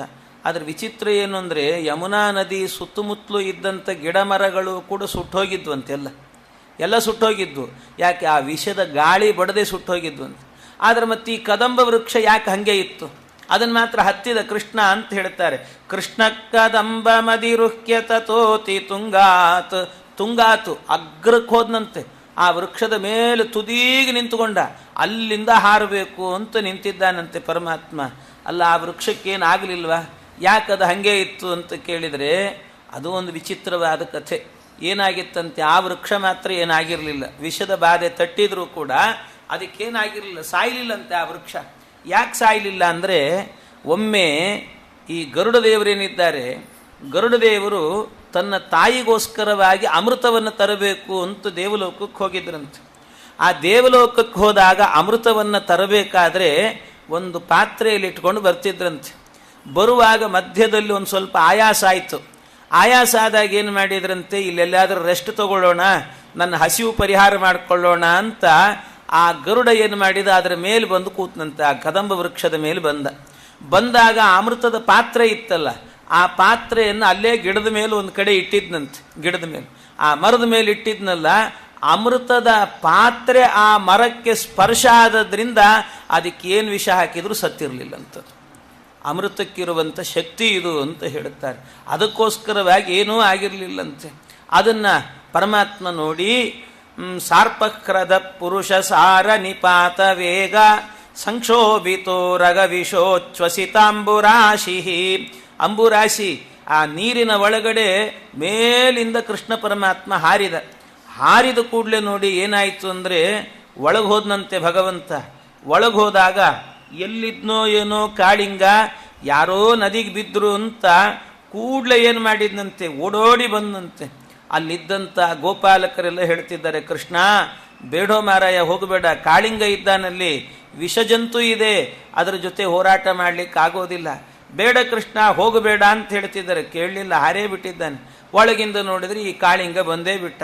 ಬಂದೇನು ಮಾಡಿದ್ನಂತೆ, ಇಡೀ ಕೃಷ್ಣನ ದೇಹವನ್ನು ಆವರಿಸ್ಕೊಂಡಂತೆ, ಪರಮಾತ್ಮನ ದೇಹವನ್ನೆಲ್ಲ ಆವರಿಸಿಕೊಂಡು ನಿಂತಿದ್ದಾನೆ. ಆಗ ಕೃಷ್ಣನ ಎಡಗೈ ಮಾತ್ರ ಹೊರಗಿತ್ತಂತೆ, ಇಡೀ ಎಲ್ಲ ದೇಹ ಸುತ್ತ ಹಾಕಿದ್ದ, ಎಡಗೈ ಹೊರಗಿತ್ತು. ಆ ಎಡಗೈಯಲ್ಲಿ ಏನು ಮಾಡಿದ್ನಂತೆ, ಅದರ ಬಾಲ ಸಿಕ್ತು, ಅದರ ಬಾಲವನ್ನು ಹಿಡ್ಕೊಂಡಂತೆ ಪರಮಾತ್ಮ. ಬಾಲವನ್ನು ಹಿಡ್ಕೊಂಡ, ಅಲ್ಲೇ ನುಸುಳ್ಕೋತ ಹೊರಗೆ ಬಂದು ಅದನ್ನು ಚೆನ್ನಾಗಿ ತುಳಿದ್ನಂತೆ. ಒಂದು ಸರ್ತಿ ಪರಮಾತ್ಮ ಚೆನ್ನಾಗಿ ತುಳಿದ್ನಂತೆ ಭಗವಂತ. ಆ ಚೆನ್ನಾಗಿ ತುಳಿದು ಅದನ್ನು ಎಷ್ಟು ಚೆನ್ನಾಗಿ ಅಂತಂದರೆ, ಅದು ಜೋರಾಗಿ ತುಳಿಬೇಕಾದ್ರೆ ಆ ಕಾಳಿಂಗನ ಬಾಯಲ್ಲೇ ರಕ್ತ ಬರಲಿಕ್ಕೆ ಶುರುವಾಯಿತಂತೆ. ಆದರೆ ಬಾಲವನ್ನು ಮಾತ್ರ ಹಿಂಗೆ ಎತ್ತಿ ಹಿಡಿತಿದ್ನಂತೆ. ಅದು ಬಾಲ ಎತ್ತಿದಾಗ ಏನಾಗ್ತದೆ, ಹೆಡೆ ಕೆಳಗೆ ಹೋಗ್ತದೆ, ಮೇಲೆ ಎತ್ತಿದ್ರೆ ಹೆಡೆ ಕೆಳಗೆ ಆ ಹೆಡೆ ಕೆಳಗೆ ಹೋದಾಗೆಲ್ಲ ಅದರ ಮೇಲೆ ತುಳಿಯೋದಂತೆ ಇವನು ಕೃಷ್ಣ. ಆ ಹೆಡೆಯಿಂದ ಕಚ್ಚಲಿಕ್ಕೆ ಬರ್ತಿದ್ದ, ಯಾವ ಹೆಡೆ ಕಚ್ಚಲಿಕ್ಕೆ ಬರ್ತಿತ್ತೋ ಆ ಹೆಡೆಯನ್ನು ತುಳಿತಿದ್ನಂತೆ. ಅಂತೂ ಈ ಹೆಡೆ ಎಷ್ಟಿತ್ತು ಅಂತಂದರೆ ಭಾಳ ಹೇಳ್ತಾರೆ. ವಿಷ್ಣು ಪುರಾಣದಲ್ಲಿ 3 ಹೆಡೆ ಇತ್ತು ಅಂತ ಹೇಳುತ್ತಾರೆ, ಹರಿವಂಶದಲ್ಲಿ 5 ಹೆಡೆ ಇತ್ತು ಅಂತ ಹೇಳಿದ್ದಾರೆ, ಭಾಗವತದಲ್ಲಿ 1000 ಅಂತ ಹೇಳಿದ್ದಾರೆ, ಇನ್ನೊಂದು ಪುರಾಣದಲ್ಲಿ 104 ಹೆಡೆ ಅಂತ ಹೇಳಿದ್ದಾರೆ. ಅಂತೂ ಹೆಡೆಗಳಂತೂ ಇತ್ತು ಅನ್ನೋದು ಸತ್ಯ. ಆದರೆ ಮತ್ತೆ ವ್ಯತ್ಯಾಸ ಇದೆಯಲ್ಲ ಅಂದರೆ ಅದು ಕಲ್ಪಭೇದೇನ ಅಂತ ಇಟ್ಕೊಂಡು ಕೂಡಿಸ್ಕೊಳ್ಬೇಕು ಅದನ್ನು. ಆ ರೀತಿ ಅಂತೂ ಈಗ ಏನಿತ್ತಲ್ಲ 104 ಹೆಡೆ ಇತ್ತಂತೆ. 104 ಹೆಡೆಗಳ ಮೇಲೂ ಕೂಡ ಪರಮಾತ್ಮ ಚೆನ್ನಾಗಿ ಮರ್ದನ ಮಾಡಿದ. ಒಂದರ ಮೇಲೊಂದು ಮರ್ದನ ಮಾಡ್ತಾನೇ ಇದ್ದಂತೆ ಭಗವಂತ. ಹೀಗೆ ಮರ್ದನವನ್ನು ಮಾಡ್ತಾ ಇರುವಾಗ ಪರಮಾತ್ಮ ಬಾಯಲ್ಲೆಲ್ಲ ರಕ್ತ ಬಂತವನಿಗೆ. ಆ ರಕ್ತದ ಮಡುವು ಮೇಲ್ಹರಿತಿತ್ತು. ಆ ರಕ್ತ ಮೇಲ್ಹರಿತಾ ಇದ್ದರೆ ಕೂಡಲೇ ಅಲ್ಲಿದ್ದಂಥ ಹುಡುಗರೆಲ್ಲರೂ ಕೂಡ ನೋಡಿದರು, ಅಯ್ಯೋ ರಕ್ತ, ಇದು ಕೃಷ್ಣಂದೇ ರಕ್ತ ಅಂತ ತಿಳ್ಕೊಂಡ್ರು. ಕೃಷ್ಣ ಹಾವಿನ ಜೊತೆಗೆ ಹೋರಾಟ ಮಾಡ್ತೇನೆ ಅಂತ ಹೋಗಿ ನಮ್ಮ ಕೃಷ್ಣ ಸತ್ತೇ ಹೋದ್ನಲ್ಲ, ಇನ್ನು ಕೃಷ್ಣ ನಮಗೆ ಸಿಗೋದಿಲ್ಲ ಅಂತ ಎಲ್ಲರೂ ಕೂಡ ಏನು ಮಾಡಿದ್ರಂತೆ, ಭಾಳ ಬೇಸರವನ್ನು ಮಾಡಿಕೊಂಡು ಕೃಷ್ಣ ಹೋದ ಅಂತ ಹೇಳಿಕೊಂಡು ಅಲ್ಲಿಗೆ ಹೋದ್ರಂತೆ, ವೃಂದಾವನಕ್ಕೆ ಹೋದ್ರಂತೆ. ಆ ವೃಂದಾವನಕ್ಕೆ ಹೋಗಿ ವೃಂದಾವನದಲ್ಲಿ ಹೇಳ್ತಾ ಇದ್ದಾರೆ, ಇನ್ನು ಕೃಷ್ಣ ನಮ್ಮ ಕೈಗೆ ಸಿಗಲ್ಲ. ಹೋದ ಕೃಷ್ಣ ಹಾವಿನ ಜೊತೆಗೆ ಹೋರಾಟ ಮಾಡ್ತೀನಿ ಅಂತ ಸತ್ತೋದ ಇವನು ಅಂತ ಅಲ್ಲಿ ಹೇಳಿದರೆ ಹೆಣ್ಣು ಮಕ್ಕಳೆಲ್ಲರೂ ಕೂಡ ಸಿಟ್ಟಿಗೆದ್ರಂತೆ. ಎಂಥ ಕೆಟ್ಟ ವಾರ್ತೆಯನ್ನು ತಂದು ಹೇಳ್ತಿದ್ದೀರಿ ನೀವು, ಕೃಷ್ಣ ಹೋದ ಅನ್ನುವಂಥ ಈ ಅಪಶಕುನದ ಮಾತನ್ನಾಡ್ತಿದ್ದೀರಿ ಅಂತ ತಡಿಲಿಕ್ಕಾಗದೆ ಹೆಣ್ಣು ಮಕ್ಕಳೆಲ್ಲ ಏನು ಮಾಡಿದ್ರಂತೆ, ಕೈಯಲ್ಲಿ ಒಬ್ಬೊಬ್ಬರು ಒಂದೊಂದು ಹಿಡ್ಕೊಂಡಿದ್ರು. ಒಬ್ಬರು ಸೌಟ್ ಹಿಡ್ಕೊಂಡಿದ್ರು, ಒಬ್ಬರು ಲಟ್ಟಣಿಗೆ ಹಿಡ್ಕೊಂಡಿದ್ರು, ಒಬ್ಬರು ಕಸಬರಿಗೆ ಹಿಡ್ಕೊಂಡಿದ್ರು. ಅದರಲ್ಲೇ ಹೊಡೆದ್ರಂಥವರಿಗೆಲ್ಲ. ಇಂಥ ಅಪಶಕುನದ ಮಾತನ್ನಾಡ್ತೀರ ನೀವು, ಕೃಷ್ಣ ಹೋಗ್ತಾನೆ ಎಲ್ಲಿಯಾದರೂ ಕೂಡ, ಇಲ್ಲ ಅವನು ಸಾಯಲ್ಲ, ಕೃಷ್ಣ ಪರಮಾತ್ಮ, ಅವನು ಭಗವಂತ ಅಂತ ಎಲ್ಲ ಓಡೋಡಿ ಬರ್ತಾ ಇದ್ದಾರಂತೆ. ಕೆಲವರು ಓಡಿ ಗೋಕುಲಕ್ಕೆ ಹೋಗಿ ಹೇಳಿದರು ಕೆಟ್ಟ ವಾರ್ತೆ, ಹಾವು ಹರಿಯ ಹೋರಾಟದಲ್ಲಿ ಹತನಾದ ಕೃಷ್ಣಮೂರ್ತಿ. ಸುದ್ದಿ ಹೇಳಿದ ಮದ್ದು ಹುಡುಗರ ಒದ್ದು ಗುದ್ದಿ ಹೊಡೆದು, ಶುದ್ಧ ಸುಳ್ಳು ಇದು ಕಳ್ಳ ಕೃಷ್ಣ ಸಾಯುವನೇ ಹಾವು ಕಡಿದು. ಅವನಿಗೆಲ್ಲಿದೆ ಸಾವು? ಪರಮಾತ್ಮನಿಗೆ ಭಗವಂತನಿಗೆ ಸಾವಿಲ್ಲ ಅಂತಂದುಕೊಂಡು ಎಲ್ಲ ನೋಡಬೇಕು ಅಂತ ಬಂದ್ರಂತೆ. ಎಲ್ಲ ನೋಡಬೇಕು ಅಂತ ಬಂದಾಗ ಪರಮಾತ್ಮ ಓಡೋಡಿ ಬಂದಾಗ ಅದು ಕೃಷ್ಣ ಎಲ್ಲಿದ್ದಾನೆ ಅಂತ ಹುಡುಕಿದ್ರು. ಯಾವ ಜಾಗದಲ್ಲಿ? ಯಮುನಾ ನದಿ ಎಷ್ಟು ವಿಸ್ತಾರವಾಗಿರುತ್ತದೆ ಎಲ್ಲ ನೋಡಿದ್ರು. ಸರಿಯಾಗಿ ಕೃಷ್ಣ ಇದೇ ಜಾಗದಲ್ಲಿದ್ದಾನೆ ಅಂತ ಕರೆಕ್ಟಾಗಿ ಬಂದು ಕೂತ್ಕೊಂಡ್ರಂಥವರೆಲ್ಲ. ಅದು ಹೆಂಗೆ ಗೊತ್ತಾಯಿತು ಅವರಿಗೆ ಅಂದರೆ, ತೇ ತತ್ರ ತತ್ರಾಬ್ಜ ಭವಾಂಕುಶಾನಿ ಧ್ವಜೋಪಪನ್ನಾನಿ ಪದಾನಿ ವಿಶ್ವತೆ ಮಾರ್ಗೇ ಗವಾಮನ್ಯ ಪದಾಂತರಾಂತರೇ ನಿರೀಕ್ಷಮಾಣಾಯಯುರಂಗ ಸತ್ವರಾಹ. ಯಾರು ಹೋದರೂ ಕೂಡ ಕೃಷ್ಣ ಇಲ್ಲೇ ಇದ್ದಾನೆ ಅಂತ ಕಂಡು ಹಿಡಿತಿದ್ರು. ಹೇಗೆ? ಧ್ವಜೋಪಪನ್ನಾನಿ ಪದಾನಿ ವಿಶ್ವತೆ. ಭಗವಂತನ ಪಾದದಲ್ಲಿ ಶಂಖ ಚಕ್ರ ಗದ ಪದ್ಮ ಎಲ್ಲದರ ಚಿಹ್ನೆ ಇತ್ತಂತೆ ದೇವರ ಪಾದದಲ್ಲಿ. ಅದನ್ನೇ ಧ್ಯಾನ ಮಾಡಬೇಕು ನಿತ್ಯದಲ್ಲೂ ಕೂಡ. ಅಂತಹ ಧ್ಯಾನ ಆ ಪರಮಾತ್ಮನ ಪಾದದಲ್ಲಿತ್ತಲ್ಲ, ಅವನು ಹೆಜ್ಜೆ ಇಟ್ಟರು ಸಾಕು ಅದೆಲ್ಲ ಗುರುತು ಮೂಡುತ್ತಿತ್ತಂತೆ. ಆದ್ದರಿಂದ ಇದೇ ಜಾಗದಲ್ಲಿ ಕೃಷ್ಣ ಹಾರಿದ್ದಾನೆ, ಇಲ್ಲೇ ಹೋಗಿದ್ದಾನೆ ಅಂತ ಗೊತ್ತಾಗಿಬಿಡುತ್ತವರಿಗೆ. ಗೊತ್ತಾಗಿ ಎಲ್ಲರೂ ಕೂಡ ಬಂದು ಕೃಷ್ಣ ಕೃಷ್ಣ ಕೃಷ್ಣ ಕೃಷ್ಣ ಅಂತ ಎಲ್ಲ ಕೂಗ್ತಾ ಇದ್ದಾರೆ. ಯಶೋದೆಯಂತೂ ಕಣ್ಣೀರು ಹಾಕಿದ್ಲಂತೆ, ಎಲ್ಲೋದ ನನ್ನ ಮಗ ಕೃಷ್ಣ. ತ್ರಸ್ತಾವ್ರಜ ಪ್ರಿಯ ಕಥಾ ಕಥಯಂತ್ಯ ಆಸನ್ ಕೃಷ್ಣಾನ ನೇರ್ಪಿತ ದೃಶೋ ಮೃತಕ ಪ್ರತೀಕಾ. ಏನಿನ್ನ ಕೃಷ್ಣ ಹೋಗೇ ಬಿಟ್ನೋ ಏನು ಕಥೆ, ಅವನ ಹೆಣವೇ ತೇಲ್ತದೋ ಏನೋ ಅನ್ನುವಂತೆ ಎಲ್ಲರೂ ಕೂಡ ಕೃಷ್ಣನಲ್ಲಿಯೇ ಮನಸ್ಸಿಟ್ಟವರಾಗಿ ನೋಡ್ತಾ ಇದ್ದಾರಂತೆ. ಎಲ್ಲರೂ ಕೂಡ ಎಲ್ಲ ನೋಡಬೇಕಾದ್ರೆ ಆ ನದಿ ಕುದಿತಾ ಇದೆ ಕುದಿತಾ ಇದೆ. ಆಗೇನು ಮಾಡಿದ ಪರಮಾತ್ಮ ವಿಚಾರ ಮಾಡಿದ್ನಂತೆ, ನನ್ನ ಭಕ್ತರೆಲ್ಲ ಬಂದು ಕೂತ್ಕೊಂಡಿದ್ದಾರೆ, ನನ್ನ ಭಕ್ತರಿಗೆಲ್ಲರಿಗೂ ಕೂಡ ಒಂದು ಆನಂದವನ್ನು ಕೊಡಬೇಕು, ಅವರೆಲ್ಲರೂ ಕೂಡ ಖುಷಿ ಪಡಬೇಕು. ಅವರು ಖುಷಿ ಪಡೋದಕ್ಕೋಸ್ಕರವಾಗಿ ನಾನೊಂದು ಸಾಂಸ್ಕೃತಿಕ ಕಾರ್ಯಕ್ರಮ ಕೊಡಬೇಕು ಅಂತ. ಯಾಕೆ? ನನಗೆ ಎಷ್ಟು ಮಂದಿ ನಿತ್ಯದಲ್ಲೂ ಕೂಡ ಬೆಣ್ಣೆ ಹಾಲು ಮೊಸರು ತುಪ್ಪ ಎಷ್ಟೆಲ್ಲ ಸಮರ್ಪಣೆ ಮಾಡಿದ್ದಾರೆ ನನಗೆ. ಅದಕ್ಕೋಸ್ಕರ ನಾನು ನರ್ತನೆ ಮಾಡಬೇಕು. ತನ್ನರ್ತು ಮುದ್ಯತಮವೇಕ್ಷ ತದಾ ತದೀಯ ಗಂಧರ್ವ ಸಿದ್ಧ ಮುನಿ ಚಾರಣ ದೇವವದ್ವಹ ಪ್ರೀತ್ಯಾಮೃದಂಗ ಪಣವಾನಕ ವಾದ್ಯ ಗೀತ ಪುಷ್ಪೋಪಹಾರನುತಿಭಿ ಸಹಸೋಪಸೇದು. ಕೃಷ್ಣ ನಾಟ್ಯ ಮಾಡಬೇಕು ಅಂತ ಪರಮಾತ್ಮ ಅವನು ಬಾಲ ಹಾಗೇ ಹಿಡ್ಕೊಂಡು ಮೇಲೆ ಬರಬೇಕು ಅಂತ ಅಂದ್ಕೊಂಡ. ಅಷ್ಟರಲ್ಲೇನು ಮಾಡಿದ್ನಂತೆ ಭಗವಂತ, ಇಲ್ಲ ತಡಿ ಒಂದು ಸ್ವಲ್ಪ ನೋಡಿ ಬರೋಣ ಅಂತ ಅಂದ್ಕೊಂಡ. ಆ್ಯಕ್ಚುಲಿ ಇಲ್ಲಿ ಭಾಗವತದಲ್ಲಿ ಹೇಳಬೇಕಾದ್ರೆ ಅವನು ನರ್ತನೆ ಮಾಡಬೇಕಾದ್ರೆ ಪಕ್ಕವಾದ್ಯಗಳನ್ನು ನುಡಿಸ್ಲಿಕ್ಕೆ ಯಾರು ಬಂದಿದ್ರು? ಗಂಧರ್ವ ಸಿದ್ಧ ಮುನಿಚಾರಣ ದೇವವದ್ವಹ ಪ್ರೀತ್ಯಾಮೃದಂಗ ಪಣವಾನಕ ವಾದ್ಯಗೀತ. ಎಲ್ಲ ಗಂಧರ್ವರು ಸಿದ್ಧರು ದೇವತೆಗಳು ಚಾರಣರು ದೇವಾಂಗನೆಯರು ಇವರೆಲ್ಲ ಆನಂದದಿಂದ ಮೃದಂಗಾದಿಗಳನ್ನೆಲ್ಲ ಬಾರಿಸಬೇಕು ಅಂತ ತಂದಿದ್ರಂತ ಅವರೆಲ್ಲರೂ ಕೂಡ. ಅವರೆಲ್ಲ ತಂದು ಕೂತ್ಕೊಂಡಿದ್ರು ಅಂತ ಹೇಳುತ್ತಾರೆ. ಅವರೆಲ್ಲ ನುಡಿಸ್ಬೇಕು ಅಂತ. ಅಷ್ಟರಲ್ಲೇ ಈ ಕೃಷ್ಣ ಏನು ಮಾಡಿದ್ನಂತೆ ಪರಮಾತ್ಮ, ಅವನು ಬಾಲ ಹಿಡಿದಿದ್ನಲ್ಲ ಅದರಲ್ಲಿ ಒಂದಷ್ಟು ಸಂದೇಶಗಳನ್ನು ಕೊಟ್ಟನಂತೆ ದೇವರು. ಇವರೆಲ್ಲ ರೆಡಿ ಆಗಲಿ ಪಕ್ಕವಾದ್ಯವರು ಅಂತ ಕಾಯ್ತಿದ್ದ ಪರಮಾತ್ಮ, ಕಾಯ್ತಿದ್ನಂತೆ ದೇವರು. ಅಷ್ಟರಲ್ಲಿ ಈ ಪರಮಾತ್ಮ ಆ ಬಾಲ ಹಿಡ್ಕೊಂಡಲ್ಲ ಅದರಲ್ಲಿ ಒಂದು ಸಂದೇಶ ಕೊಟ್ಟು ಬರ್ತೀನಿ ಎಂದ. ಏನು ಸಂದೇಶ ಅಂತಂದರೆ, ಬಾಲ ಹಿಂಗೆ ಎತ್ತಿ ಹಿಡ್ದಾನಂತೆ, ಕೆಳಗೆ ಕುಣಿತಿದ್ದಾನೆ, ಅದನ್ನು ಚೆನ್ನಾಗಿ ಮರ್ದನ ಮಾಡ್ತಿದ್ದಾನೆ. ಏನರ್ಥ ಏನು ಅಂದರೆ ವಾದಿರಾಜ ಸ್ವಾಮಿಗಳು ಹೇಳ್ತಾರೆ, ಒಂದೇ ಅರ್ಥ. ಏನು? ಕೃಷ್ಣ ಬಾಲವನ್ನು ಎತ್ತಿ ಹಿಡ್ದ, ಆ ಹೆಡೆಯನ್ನು ತುಳಿದ. ಅಂದರೆ ಹೆಡೆ ಕಚ್ಚಲಿಕ್ಕೆ ಬರ್ತಾ ಇತ್ತು, ಆದ್ದರಿಂದ ಅದು ತಪ್ಪು ಮಾಡಿತಲ್ಲ, ಕಚ್ಚೋದು ತಪ್ಪು. ಆದ್ದರಿಂದ ಏನು ಮಾಡಿದ್ನಂತೆ, ಅದನ್ನು ತುಳಿದ್ನಂತೆ. ಬಾಲ ಕಚ್ಚಿಲ್ಲ, ಆದ್ದರಿಂದಾಗಿ ಅದನ್ನು ಎತ್ತಿ ಹಿಡಿದ. ಅಂದರೆ ಜಗತ್ತಿಗೆ ಸಂದೇಶ ಕೊಟ್ಟ, ಯಾರು ತಪ್ಪು ಮಾಡ್ತೀರೋ ಅವರನ್ನು ತುಳಿತೀನಿ, ತಪ್ಪು ಮಾಡದವರನ್ನು ಎತ್ತಿ ಹಿಡಿತೀನಿ ಅನ್ನೋದನ್ನು ಭಗವಂತ ತೋರಿಸಿದ್ನಂತೆ ಅವನ ಲೀಲೆಯಲ್ಲಿ. ಇದಷ್ಟೇ ಅಲ್ಲ, ಇನ್ನೊಂದು ಅರ್ಥವನ್ನು ಹೇಳಿದ್ದಾರೆ ವಾದರಾಜ ಸ್ವಾಮಿಗಳು. ಅವರು ಹೇಳಿದ್ದು ಒಂದರ್ಥದಲ್ಲಿ, ಅಂದರೆ ಅವರೊಂದು ದೃಷ್ಟಾಂತ ಬೇರೆ ಕೊಟ್ಟಿದ್ದಾರೆ. ನಾನು ನಿಮಗೆ ಅರ್ಥ ಆಗುವಂಥ ಒಂದು ದೃಷ್ಟಾಂತವನ್ನು ಕೊಡ್ತೀನಿ. ವಾದರಾಜರು ಹೇಳಿದ್ದೆ ಏನು ಅಂದರೆ, ಕೃಷ್ಣ ಯಾಕೆ ಬಾಲದ ತುದಿ ಹಿಡ್ಕೊಂಡ? ಯಾಕೆ ಬಾಲದ ತುದಿ ಹಿಡ್ಕೊಂಡ ಅಂದರೆ, ಕೃಷ್ಣನಿಗೆ ಅನ್ನಿಸ್ತಂತೆ ಏನು ಅಂದರೆ, ಒಮ್ಮೆ ಒಬ್ಬ ಗೋಪಿ ಮನೆಗೆ ಹೋಗಿದ್ದಂತೆ ಕೃಷ್ಣ. ಒಂದು ಗೋಪಿ ಮನೆಯಲ್ಲಿ, ಅಂದರೆ ಎಲ್ಲರ ಮನೆಯಲ್ಲೂ ಎಂಟ್ರಿ ಇತ್ತು ಅವನಿಗೆ, ಕೃಷ್ಣನಿಗೆ ಯಾರೂ ತಡೀತಿರ್ಲಿಲ್ಲ. ಎಲ್ಲಿ ಅವನು ಹೋದ ಅಂದರೆ ಹೋಗಿ ಕೂತ್ಕೊಳ್ಳೋದು ಎಲ್ಲಿ ಅಂದರೆ ಅಡಿಗೆ ಮನೆಯಲ್ಲೇ ಹೋಗಿ ಕೂಡ್ತಿದ್ದಂತ ಅವನು ಕೃಷ್ಣ. ಅಡಿಗೆ ಮನೆಯೇ ಒಂದು, ಅವರೆಲ್ಲ ಹೆಣ್ಮಕ್ಳು ಅಲ್ಲೇ ಕೆಲಸ ಮಾಡ್ತಿರ್ತಾರೆ, ಅಲ್ಲೇ ಅಡಿಗೆ ಮನೆಯಲ್ಲಿ ಕಟ್ಟಿ ಮೇಲೆ ಕೂಡಿಸ್ಬಿಡ್ತಿದ್ರಂಥವನ್ನ. ಕೃಷ್ಣ ಹೇಳಿ ಏನಾರು ಕತೆ ಹೇಳು ಅನ್ನೋದು, ಅವನ ಹತ್ರ ಮಾತಾಡೋದು, ಹರಟೆ ಹೊಡೆಯೋದು, ಇವ್ರು ಅಡಿಗೆ ಮಾಡ್ತಿರೋದು, ಇಂಥ ಕೆಲಸ ನಿತ್ಯದಲ್ಲೂ ಕೂಡ. ಇದೇ ರೀತಿ ಮಾಡಬೇಕಾದ್ರೆ ಕೃಷ್ಣ ವಿಚಾರ ಮಾಡಿ, ಅಲ್ಲೇನಾಯಿತು, ಒಬ್ಬ ಗೋಪಾಲಕ ಇದ್ನಲ್ಲ, ಆ ಗೋಪಾಲಕ ಏನು ಮಾಡಿದ್ನಂತೆ, ಅಕಸ್ಮಾತ್ ಏನಾಗಿತ್ತು, ಆ ಗೋಪಾಲಕ ಈ ಕಡೆ ನಮ್ಮ ಕಡೆಗೆ ಬಂದಿದ್ನಂತೆ. ದಕ್ಷಿಣ ಭಾರತ ಯಾತ್ರೆ ಅಂತ ಇಲ್ಲೇ ಹಂಪಿ ವಿರೂಪಾಕ್ಷ ದೇವಸ್ಥಾನ ಎಲ್ಲ ನೋಡಿ ಬರೋಣ ಅಂತ ಅಂದ್ಕೊಂಡು ಬಂದಿದ್ನಂತೆ. ಎಲ್ಲ ಗುಡಿಗಳನ್ನೆಲ್ಲ ನೋಡಬೇಕು, ಗುಡಿ ಗೋಪುರ ಚೆನ್ನಾಗಿದ್ದಾವೆ ಹಂಪಿಯಲ್ಲಿ ಅಂತ ಬಂದಿದ್ನಂತೆ. ಅವನು ಬಂದಾಗ ಏನಾಯ್ತಂತೆ, ಅವನು ನೋಡಿಕೊಂಡು ಎಲ್ಲ ಮಾಡಿ ವಾಪಸ್ ಅವನು ಊರಿಗೆ ಹೋಗಬೇಕಲ್ಲ, ಹೋಗಬೇಕಾದ್ರೆ ಏನಾಯಿತು, ಅಕಸ್ಮಾತ್ ಹಿಂಗೆ ಅವನು ಬರಬೇಕಾದ್ರೆ ಆ ಕಡೆಯಿಂದ ಹೋಗಲಿಲ್ಲ, ಹೈದರಾಬಾದ್ ಕರ್ನಾಟಕ ಹಂಗೆ ಹೋಗಲಿಲ್ಲ, ಹೈದರಾಬಾದ್ ಕಡೆಯಿಂದ ಹೋಗಲಿಲ್ಲ, ಈ ಕಡೆಯಿಂದ ಹೋದ್ನಂತವನು. ಈ ಕಡೆ ಕೊಪ್ಪಳ, ಈ ಕಡೆ ಏನಂತಾರೆ ಗದಗ, ಈ ಕಡೆಯಿಂದ ಬಂದಂಥವ್ನು. ಕೊಪ್ಪಳದಲ್ಲಿ ಬಂದಾಗ ಏನಾಯ್ತಂತೆ, ಅಕಸ್ಮಾತ್ ಒಂದು ದಿವಸ ಕೊಪ್ಪಳದಲ್ಲೇ ಇರಬೇಕಾಯ್ತಂತವನಿಗೆ. ಒಂದೆರಡು ದಿವಸ ಕ್ಯಾಂಪ್ ಇಟ್ಟಿದ್ನಂತಲ್ಲಿ. ಅಲ್ಲಿದ್ದಾಗ ಏನಾಯ್ತಂತೆ, ಕೊಪ್ಪಳದಲ್ಲಿ ಅವನಿಗೆ ಅಕಸ್ಮಾತ್ ಯಾರೋ ಒಬ್ಬ ಹುಡುಗಿ ಜೊತೆಗೆ ಮನಸ್ಸು ಬೆರೀತಂತೆ.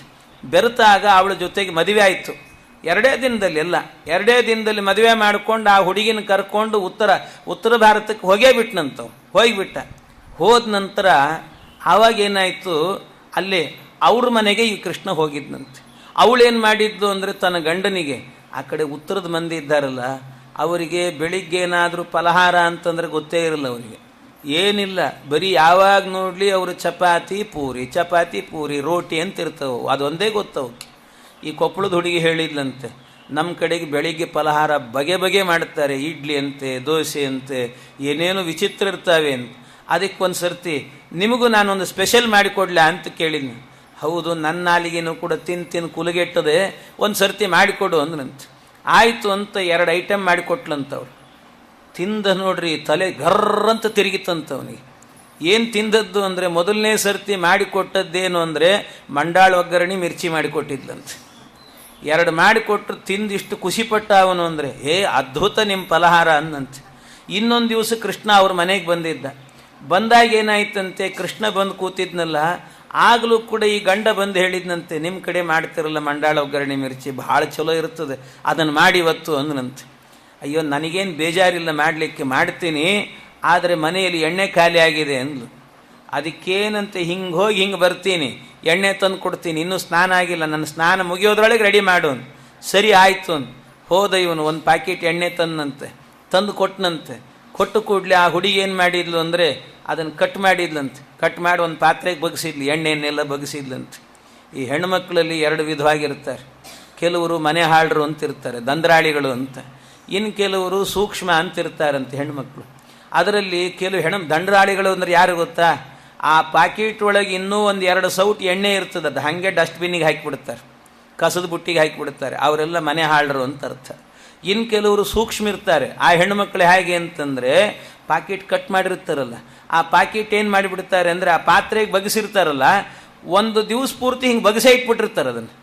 ಅದರಲ್ಲಿ ಏನು ಒಂದು ಹನಿ ಇರಬಾರ್ದು, ಎಲ್ಲ ಇಳಿದು ಹೋಗಿರ್ಬೇಕು ಅದರೊಳಗೆ, ಆ ರೀತಿ ವ್ಯವಸ್ಥೆ. ಹಾಗೆಲ್ಲ ಮಾಡ್ತಾರೆ.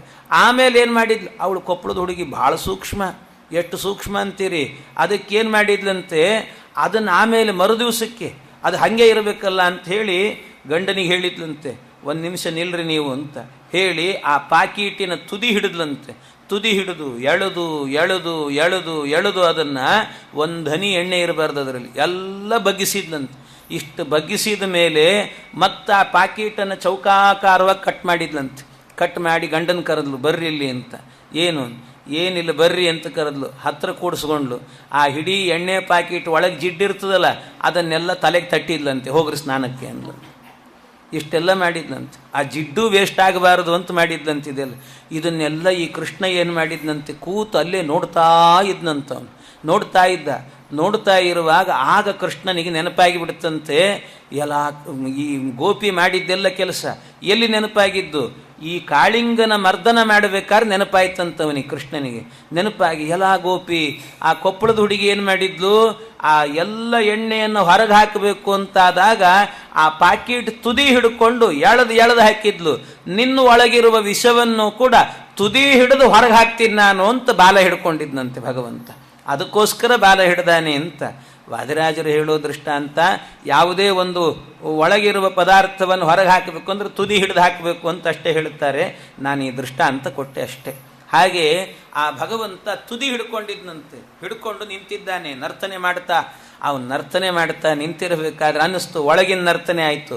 ಹೊರಗೆ ಎಲ್ಲರೂ ಬಂದರೋ ಇಲ್ಲೋ ಅಂತ ನೋಡಬೇಕು ಅಂತ ಒಂದು ಸರ್ತಿ ಏನು ಮಾಡಿದ್ನಂತೆ, ಎಲ್ಲ ಕೃಷ್ಣ ಕೃಷ್ಣ ಕೃಷ್ಣ ಕೃಷ್ಣ ಅಂತ ಕರೀತಿದ್ದಾರೆ.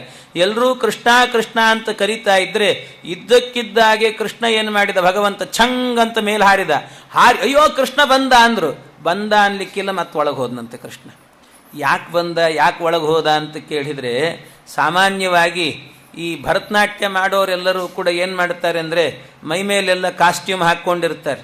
ಹಾಕ್ಕೊಂಡು ಆ ಡ್ರೆಸ್ಸಿಂಗ್ ರೂಮಿಂದ ಇಣಿಕಿ ಹೊರಗೆ ನೋಡ್ತಿರ್ತಾರೆ. ಯಾಕೆ ಅಂದರೆ ಆಡಿಯನ್ಸ್ ಬಂದರೋ ಇಲ್ಲೋ ಅಂತ ನೋಡ್ತಿರ್ತಾರಂತೆ. ಹಂಗೆ ಕೃಷ್ಣನಿಗೆ ಎಲ್ಲ ಆಡಿಯನ್ಸ್ ಬಂದರೋ ಇಲ್ಲೋ ಅಂತ ನೋಡಬೇಕು ಅನ್ನಿಸ್ತು. ಒಂದು ಸರ್ತಿ ಬಂದ ನಂತರ ಮತ್ತೊಳಗೆ ಹೋದನಂತೆ. ಯಾಕೆ ಅಂದರೆ ಇನ್ನೂ ಕೆಲವ್ರು ಬರಬೇಕು, ಪಕ್ಕವಾದ್ಯವ್ರು ಇನ್ನೂ ಸ್ವಲ್ಪ ಬರಬೇಕು ಅಂತ. ಯಾಕೆ ಅಂದರೆ ಇವರೆಲ್ಲ ಇದ್ದರು, ಸಿದ್ಧರು ಚಾರಣರೆಲ್ಲ ಇದ್ದರು. ನಿಜವಾದ ಪಕ್ಕವಾದ್ಯ ನುಡಿಸೋರು ಯಾರು ಅಂದರೆ ಬ್ರಹ್ಮದೇವರು, ಹನುಮಂತ ದೇವರು, ರುದ್ರದೇವರು. ಇವರು ಬರಲಿ ಅಂತ ಒಳಗೋದು. ಬ್ರಹ್ಮದೇವರು ಮತ್ತು ಸತ್ಯಲೋಕದಿಂದ ಬರಬೇಕು, ಅವರು ಬಂದರು. ಹನುಮಂತ ದೇವರು ಕಿಂಪುರುಷ ಖಂಡದಿಂದ ಬಂದ್ರಂತೆ.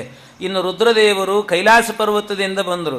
ಅವರೆಲ್ಲ ಬಂದಾಗ ತನ್ನರ್ತು ಮುದ್ಯತಮವೇಕ್ಷ ತದಾತದೀಯ, ಭಗವಂತ ನರ್ತುಂ ಉದ್ಯತಃ ಅವೇಕ್ಷ ಎಲ್ಲರನ್ನು ನೋಡಿದಂತೆ ಪರಮಾತ್ಮ.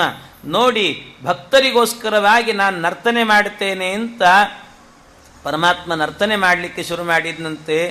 ಅನೀನದತ್ ಪದ್ಮಭವೋ ಮೃದಂಗಂ ಜಗೌ ಹನುಮಾನ್ ಜಗತಾಮದೀಶಂ ಅದರ್ಶಯತ್ತಾಲಗತಿ ಕಪರ್ದಿ ನನರ್ತ ಗೋಪಾಲಕ ಬಾಲಮೌಲಿ. ಪರಮಾತ್ಮ ನರ್ತನೆ ಮಾಡಿದ. ಆಗ ಅನೀನದತ್ ಪದ್ಮಭವೋ ಮೃದಂಗಂ, ಮೃದಂಗವನ್ನು ನುಡಿಸಿದವರು ಯಾರು ಅಂದರೆ ಬ್ರಹ್ಮದೇವರಂತೆ. ಜಗೌ ಹನುಮಾನ್ ಜಗತಾಮದೀಶಂ, ಪರಮಾತ್ಮ ಅವನು ನರ್ತನೆ ಮಾಡುವಾಗ ಹಾಡು ಹೇಳಿದ್ಯಾರು ಅಂದರೆ ಹನುಮಂತ ದೇವರು. ಇನ್ನು ತಾಳ ಹಾಕಿದ್ಯಾರು ಅಂದರೆ ಮಹರುದ್ರ ದೇವರಂತೆ. ಮಹರುದ್ರ ದೇವರು ಭಗವಂತ ನರ್ತ ಗೋಪಾಲಕ ಬಾಲಮೌಲಿ, ಪರಮಾತ್ಮ ನರ್ತನೆ ಮಾಡಿದ ಅಂತ. ಅವನು ನರ್ತನೆ ಮಾಡಿದ. ವಾದಿರಾಜ ಸ್ವಾಮಿಗಳು ಹೇಳಿರುವಂಥ ಮಾತಿದು. ವಾದಿರಾಜರು, ಪುರಂದರದಾಸರು, ಕನಕದಾಸರು ಎಲ್ಲ ಸಮಕಾಲೀನರು, ಒಟ್ಟೊಟ್ಟಿಗೆ ಇದ್ರಂತೆ. ಇದನ್ನೆಲ್ಲ ರಚನೆ ಮಾಡುವಾಗ ಕನಕದಾಸರಿದ್ರಂತೆ ಪಕ್ಕದಲ್ಲಿ. ಅವರು ಯಮದೇವರ ಅವತಾರ, ಅವ್ರಿಗೂ ಸಂಸ್ಕೃತ ಬರ್ತದೆ, ಅವ್ರಿಗೆ ಬರ್ತಿತ್ತು ಸಂಸ್ಕೃತ. ಅಂಥ ಮಹಾತ್ಮರು ಕನಕದಾಸರೇನು ಹೇಳಿದ್ರಂತೆ, ಸ್ವಾಮಿ ತಾವು ರಚನೆ ಮಾಡಿದ್ದೀರಿ, ನೀವು ಒಪ್ಪಿಗೆ ಕೊಟ್ಟರೆ ನಾನು ಅದನ್ನು ಹಾಡ್ತೀನಿ ಅಂದ್ರಂತೆ. ಹಾಡು ಅಂದರು. ಆಗ ಹೇಳಿದ್ರಂತೆ, ನಾನು ಒಂದು ರೀತಿಯಲ್ಲಿ ಹಾಡ್ತೀನಿ ಗ್ರಾಮ್ಯ ಭಾಷೆಯಲ್ಲಿ ಅಂತ ಕನಕದಾಸರು ಹಾಡಿದ್ರಂತೆ. ಡೊಳ್ಳಿನ ಮೇಲ್ಕೈ ಬರಮಪ್ಪ ಹಾಕ್ಯಾನ್ಮ್ಯ ತಾಳವ ಶಿವನಪ್ಪ ತಟ್ಯಾನ್ಮ್ಯ ಒಳ್ಳೊಳ್ಳೆ ಪದಗಳ ಹನುಮಪ್ಪ ಹಾಡ್ಯಾನ ಚೆಲುವ ಕನಕಪ್ಪ ಕುಣಿದಾನ್ಮ್ಯ ದೇವಿ ನಮ್ಮ ದ್ಯಾವಾರು ಬಂದವ್ರೆ ಬನ್ನೀರೇ ನೋಡ ಬನ್ನೀರೇ ಬನ್ನೀರೇ ನೋಡ ಬನ್ನೀರೇ ಬನ್ನೀರೇ ನೋಡ ಬನ್ನೀರೇ. ಪರಮಾತ್ಮನ ನರ್ತನೆ ಅದ್ಭುತವಾಗಿತ್ತು, ನರ್ತನೆ ಅಂತ ಹೇಳಿದ್ದಾರೆ. ಹಾಗೆ ಕುಣಿತಾ ಇದ್ದ ದೇವರು ಇದನ್ನೇ ಹೇಳೋದು. ಲಕ್ಷ್ಮೀದೇವಿ ಹೇಳುತ್ತಾಳಲ್ಲ, ಬಗೆ ಬಗೆಯ ನೂತನವ ಕಾಣುತ್ತಾ ಅಂತ. ಅವನ ಲೀಲೆಗಳನ್ನು ಮತ್ತೆ ಮತ್ತೆ ಹೊಸದಾಗಿ ಕಾಣೋದು, ಹೊಸದಾಗಿ ಕಾಣೋದು. ನಮಗಾಗಲೇ ಈ ಕಥೆ ಕೇಳೀವಿ ಅಂತ ಅನಿಸಿರ್ತದೆ, ಇನ್ನೊಂದು ರೀತಿ ಕೇಳಿದಾಗ ಇನ್ನೊಂದು ರೀತಿಯಲ್ಲಿ ಬಹಳ ಚೆನ್ನಾಗಿದೆ ಅಲ್ಲ ಅಂತ ಅನಿಸ್ತದೆ. ಹಾಗೆ ಇದನ್ನು ಕನಕದಾಸರು ಹೇಳಿದ್ದಾರೆ. ಇನ್ನೊಂದು ರೀತಿಯಲ್ಲಿ ಹೇಳೋದಾದರೆ ಹೇಗೆ ಹೇಳ್ಬೋದು, ಪರಮಾತ್ಮ ರಂಗ, ಅವನ ಅಂಗ ಅಂದರೆ ಹೊಕ್ಕಳು, ಅಲ್ಲಿಂದ ಬಂದಂಥವನು ಅಂದರೆ ಚತುರ್ಮುಖ ಬ್ರಹ್ಮ, ಅವನು ಮೃದಂಗ ಬಾರಿಸಿದ. ಕಪಿ ಸೈನ್ಯಕ್ಕೆ ಮುಖ್ಯವಾದ ಅಂಗ ಯಾರು? ಹನುಮಂತ ದೇವರು. ಆ ಹನುಮಂತ ದೇವರು ಹಾಡನ್ನು ಹೇಳಿದರಂತೆ. ರುದ್ರದೇವರು ಗಂಗೆಯನ್ನು ತಲೆ ಮೇಲಿಟ್ಟುಕೊಂಡು ಬಂದು ತಾಳ ಹಾಕಿದರು. ಪರಮಾತ್ಮ ಕಾಳಿಂಗ ಅನ್ನೋ ರಂಗಸ್ಥಳದಲ್ಲಿ ನರ್ತನೆ ಮಾಡಿದ ಅಂತ. ರಂಗನಂಗದಿಂ ಪುಟ್ಟಿದಂಗ ಬಾರಿಸಿದ ಚೆಲು ಮೃದಂಗ, ಕಪಿ ಸೈನ್ಯದಂಗ ಭವ ಭಂಗನ್ ಹಾಡಿದ ಹನುಮಾನೆಂಬ ಮಂಗ. ಜುಟ್ಟ ಕಟ್ಟಿ ಬಲು ತಾಳ ತಟ್ಟಿ ಶಿವನಿಂತ ಧರಿಸಿ ಗಂಗಾ, ಕಾಳಿಂಗನೆಂಬ ಚೆಲುರಂಗ ಸ್ಥಳದಿ ಕುಣಿದಿಹನು ಮಂಗಳಾಂಗ. ಪರಮಾತ್ಮ ನರ್ತನೆ ಮಾಡಿದ ಅಂತ. ಇಂಥ ನರ್ತನೆಯನ್ನು ಮಾಡುವಾಗ ಕೂಡಲೇ ಏನಾಯ್ತಂತೆ, ಎಲ್ಲರೂ ನೋಡ್ತಿದ್ದಾರೆ. ನೋಡುವಾಗಲೇ ಭಗವಂತ ಏನು ಮಾಡಿದ, ಪರಮಾತ್ಮ ಕುಣಿತಾ ಇದ್ನಲ್ಲ, ಕೂಡಲೇ ಎಲ್ಲರೂ ಬಂದು ಭಕ್ತರು ಕೇಳಿದ್ರಂತೆ, ಸ್ವಾಮಿ ನನಗದು ಬೇಕು, ನನಗಿದು ಬೇಕು. ಪ್ರಸನ್ನನಾಗಿದ್ದ ಪರಮಾತ್ಮ ಕುಣಿಯುವಾಗ ಖುಷಿ ಇತ್ತು ಅವನಿಗೆ.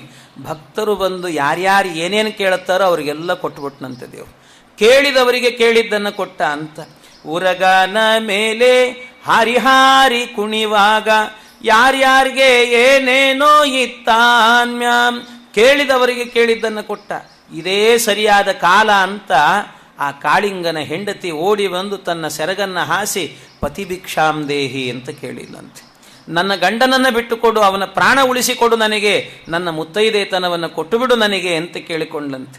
ಕೇಳಿದ ಕೂಡಲೇ ಭಗವಂತ ಏನು ಮಾಡಬೇಕು, ಒಂದು ಸ್ವಲ್ಪ ಬೈಬೇಕಲ್ವ, ಇಲ್ಲಿ ಇರಬಾರ್ದು ನೀನು, ಗೊತ್ತಾಗಲ್ವ ವಿಷಯ ಹಾಕಿಬಿಟ್ಟು ಹಂಗೆ ಹಿಂಗೇನು ಬೈಬೇಕಲ್ಲ. ಏನೂ ಬೈಲಿಲ್ಲ. ಬೈಯದೇನೆ ಆಯಿತು ಪರವಾಗಿಲ್ಲ ಕರ್ಕೊಂಡು ಹೋಗು ಅಂತ ಕಳಿಸಿಕೊಟ್ಬಿಟ್ನಂತೆ. ಯಾಕೆ ಅಂತ ಕೇಳಿದರೆ ಅದಕ್ಕೆ ವಾದಿರಾಜರೊಂದು ಕಾರಣವನ್ನು ಕೊಡುತ್ತಾರೆ. ದೇವರ ಲೀಲೆ ಇದೆಯಲ್ವ, ಎಲ್ಲದರಲ್ಲೂ ಒಂದೊಂದು ತತ್ವಜ್ಞಾನವನ್ನು ಕೊಟ್ಟಿದ್ದಾನಂತೆ ಪರಮಾತ್ಮ. ಏನದು ಕಾರಣ ಏನು ಅಂತಂದರೆ ವಾದಿರಾಜ ಸ್ವಾಮಿಗಳು ಹೇಳುತ್ತಾರೆ, ಏನಿಲ್ಲ, ಗಂಡಿನ ಸ್ವಭಾವ ಏನು ಅಂತ ಜಗತ್ತಿಗೆ ತೋರಿಸ್ಲಿಕ್ಕೋಸ್ಕರ ಹಿಂಗೆ ಮಾಡಿದ್ನಂತೆ ದೇವರು. ಗಂಡಿನ ಸ್ವಭಾವ ಅಂತ ಅಂದರೆ ಅರ್ಥ ಏನು, ಯಾರಾದರೂ ತರಕಾರಿ ವ್ಯಾಪಾರ ಮಾಡ್ತಾ ಇದ್ದರೆ ಅವ್ರ ಹತ್ರ ಗಂಡಿರ್ತಾನೆ, ಬೆಂಡೆಕಾಯಿ ಎಷ್ಟಪ್ಪ ಕೆ ಜಿ, 80 ರೂಪಾಯಿ ಕೆ ಜಿ, 1 ಪೈಸೆ ಕಮ್ಮಿ ಇಲ್ಲ ಅಂತಾನೆ. ಅದೇ ಅವ್ರ ಹತ್ರಕ್ಕೆ ಹೋಗಿ ಕೇಳೋದಂದರೆ ಹೆಣ್ಮಕ್ಳು ಹೋಗಿ ಕೇಳಬೇಕಂತೆ. ಗಂಡಸಿದ್ದ ಅಂದರೆ ಹೆಂಗಸರು ಕೇಳಬೇಕು. ಹೆಂಗಸರು ಹೋಗಿ ಕೇಳಬೇಕಾದ್ರೆ 80 ಇದ್ದದ್ದು ಆಟೋಮೆಟಿಕ್ ಆಗಿ 40ಕ್ಕೆ ಬಂದಿರ್ತದಂಥದ್ದು. 40 ಕೆ ಜಿ ಎಂತಾನಂತೆ. ಅಲ್ಲ 40 ಭಾಳ ಆಯ್ತಲ್ಲಪ್ಪ, 20 ಮಾಡು ಅಂದರೆ 20 ಏನ್ರಿ 10ಕ್ಕೆ ತೊಗೊಂಡು ಹೋಗ್ರಿ ಅಂತಾನಂತವನು. ಅದು ಗಂಡಿನ ಸ್ವಭಾವ ಅಂತ. ಹಾಗೆ ಹೆಣ್ಣು ಬಂದು ಕೇಳಿದಾಗ ಕೂಡಲೇ ಎಲ್ಲ ಬಿಟ್ಕೊಡ್ತಾನೆ. ಅದು ಗಂಡಿನ ಸ್ವಭಾವ ಇದು ಜಗತ್ತಿನಲ್ಲಿ ಅನ್ನೋದನ್ನು ತೋರಿಸ್ಲಿಕ್ಕೋಸ್ಕರ ಕಾಳಿಂಗನ ಹೆಂಡತಿ ಬಂದಾಗ ಮಾತಿಲ್ಲದಂತೆ ಕೊಟ್ಟು ಕಳಿಸಿದ್ನಂತೆ. ಆಮೇಲೆ ಮತ್ತೆ ಕರೆದನಂತೆ ಪರಮಾತ್ಮ. ಕರೆದು ಭಗವಂತ ಹೇಳಿದ್ನಂತೆ, ಇನ್ನು ನೀನಿಲ್ಲಿ ಇರಬಾರ್ದು, ನೀನಿಲ್ಲಿ ಇಲ್ಲದಂತೆ ಇಲ್ಲಿಂದ ಹೊರಟೋಗು ನೀನು ಅಂತ. ಇಲ್ಲಿಂದ ಹೊರಟೋಗು. ಯಾಕೆ ಅಂದರೆ ಇದು ಸ್ವಚ್ಛವಾಗಿರಬೇಕು, ಸ್ನಾನಕ್ಕೆ ಪಾನಕ್ಕೆ ಯೋಗ್ಯವಾದಂಥ ನೀರು ನಿನ್ನಿಂದ ಕಲುಷಿತವಾಗಬಾರದು, ಇದು ಕಲುಷ ಮಾಡಬೇಡ, ಹೊರಡು ನೀನು ಅಂತ ಹೇಳಿದ್ನಂತೆ ಪರಮಾತ್ಮ. ಹೊರಡು ಅಂದಾಗ ಅವನು ಹೇಳ್ತಾನೆ, ಸ್ವಾಮಿ ನನಗೆ ಎಲ್ಲಾದರೂ ಹೋದೆ ಅಂತಾದರೆ ಗರುಡ ಬಂದು ನನ್ನನ್ನು ತಿಂದುಬಿಡ್ತಾನೋ. ಗರುಡನ ಜೊತೆಗೆ ಗಲಾಟೆ ಮಾಡಿಕೊಂಡೇ ಬಂದಿದ್ದೇನೆ. ಒಮ್ಮೆ ಏನಾಗಿತ್ತಂತೆ, ಗರುಡನಿಗೆ ಹಿಂದೆ ಒಂದು ನಿಯಮ ಇತ್ತು, ನಿತ್ಯವೂ ಕೂಡ ನಾಗಲೋಕದಿಂದ ಒಬ್ಬೊಬ್ಬರು ಆಹಾರವಾಗಿ ಹೋಗಬೇಕಂತೆ. ಇವನದು ಲೈನ್ ಬಂದಾಗ ಇವನು ಹೇಳಿದ ನಾನು ಹೋಗಲ್ಲ ಅಂತ. ಗರುಡನ ಜೊತೆಗೆ ಗಲಾಟೆ ಮಾಡಿಬಿಟ್ಟ. ಗಲಾಟೆ ಮಾಡಿ ಯಮುನಾ ನದಿ ಒಳಗೆ ಬಂದು ಕೂತ್ಬಿಟ್ಟಿದ್ದಂತೆ. ಯಾಕೆ ಇಲ್ಲಿ ಒಳಗೆ ಕೂತಿದ್ದ ಅಂದರೆ ಈ ಗರುಡನಿಗೆ ಇಲ್ಲಿ ಪ್ರವೇಶ ಇರಲಿಲ್ಲಂತೆ. ಗರುಡ ಏನು ಮಾಡ್ತಿದ್ದಂತೆ, ಆಗಾಗ ಬಂದು ಅದರ ಒಳಗಿದ್ದಂಥ ಮೀನುಗಳನ್ನೆಲ್ಲ ತಿಂತಿದ್ದಂತೆ. ಮೀನುಗಳನ್ನು ತಿನ್ನಬೇಕಾದ್ರೆ ಋಷಿಗಳೆಲ್ಲ ನದಿ ತೀರದಲ್ಲಿ ತಪಸ್ಸಿ ಕೂತಿರ್ತಿದ್ರು. ಆ ಮೀನನ್ನು ತಿನ್ನಬೇಕಾದ್ರೆ ಆ ಮೀನುಗಳು ಒದ್ದಾಡ್ತಿದ್ವು, ಕಿರಿಕಿರಿ ಮಾಡ್ಕೊಳ್ತಿದ್ವು. ಅದೆಲ್ಲ ಈ ಪಕ್ಕದಲ್ಲಿದ್ದಂಥ ಋಷಿಗಳಿಗೆಲ್ಲ ನೋಡಿ ಬೇಜಾರಾಯ್ತಂತೆ. ನಾವಿಲ್ಲಿ ತಣ್ಣಗೆ ಸಾಳಗ್ರಾಮ ಪೂಜೆ ಮಾಡ್ಕೊಂಡು ಕೂತೀವಿ, ಇದು ಬಂದು ಗರುಡ ಬಂದು ಕಿರಿಕಿರಿ ಮಾಡ್ತಾನಲ್ಲ ಅಂತ ಗರುಡನಿಗೆ ಶಾಪ ಹಾಕಿದ್ರಂತೆ. ಗರುಡ ಇನ್ನೊಂದು ಸರ್ತಿ ಯಮುನಾ ನದಿ ಕಡೆಗೆ ಏನಾದರೂ ತಲೆ ಹಾಕಿದರೆ ನಿನ್ನ ತಲೆ ಹೋಳಾಗಲಿ ಅಂತ ಶಾಪ ಹಾಕಿಬಿಟ್ರು. ಆವತ್ತಿನಿಂದ ಆ ಕಡೆ ಹೋಗೋದೇ ಬಿಟ್ಟಿದ್ದ. ಇದು ಹೆಂಗೋ ಸುದ್ದಿ ಇವನಿಗೆ ಗೊತ್ತಾಗಿಬಿಟ್ಟಿತ್ತು ಕಾಳಿಂಗನಿಗೆ. ಅದಕ್ಕೆ ನಾನು ಯಮುನಾದೊಳಗಿದ್ರೆ ಅಲ್ಲಿಗೆ ಬರಲ್ಲ ಗರುಡ ಅಂತ ಒಳಗೆ ಹೋಗಿ ಕೂತಿದ್ದಂತೆ.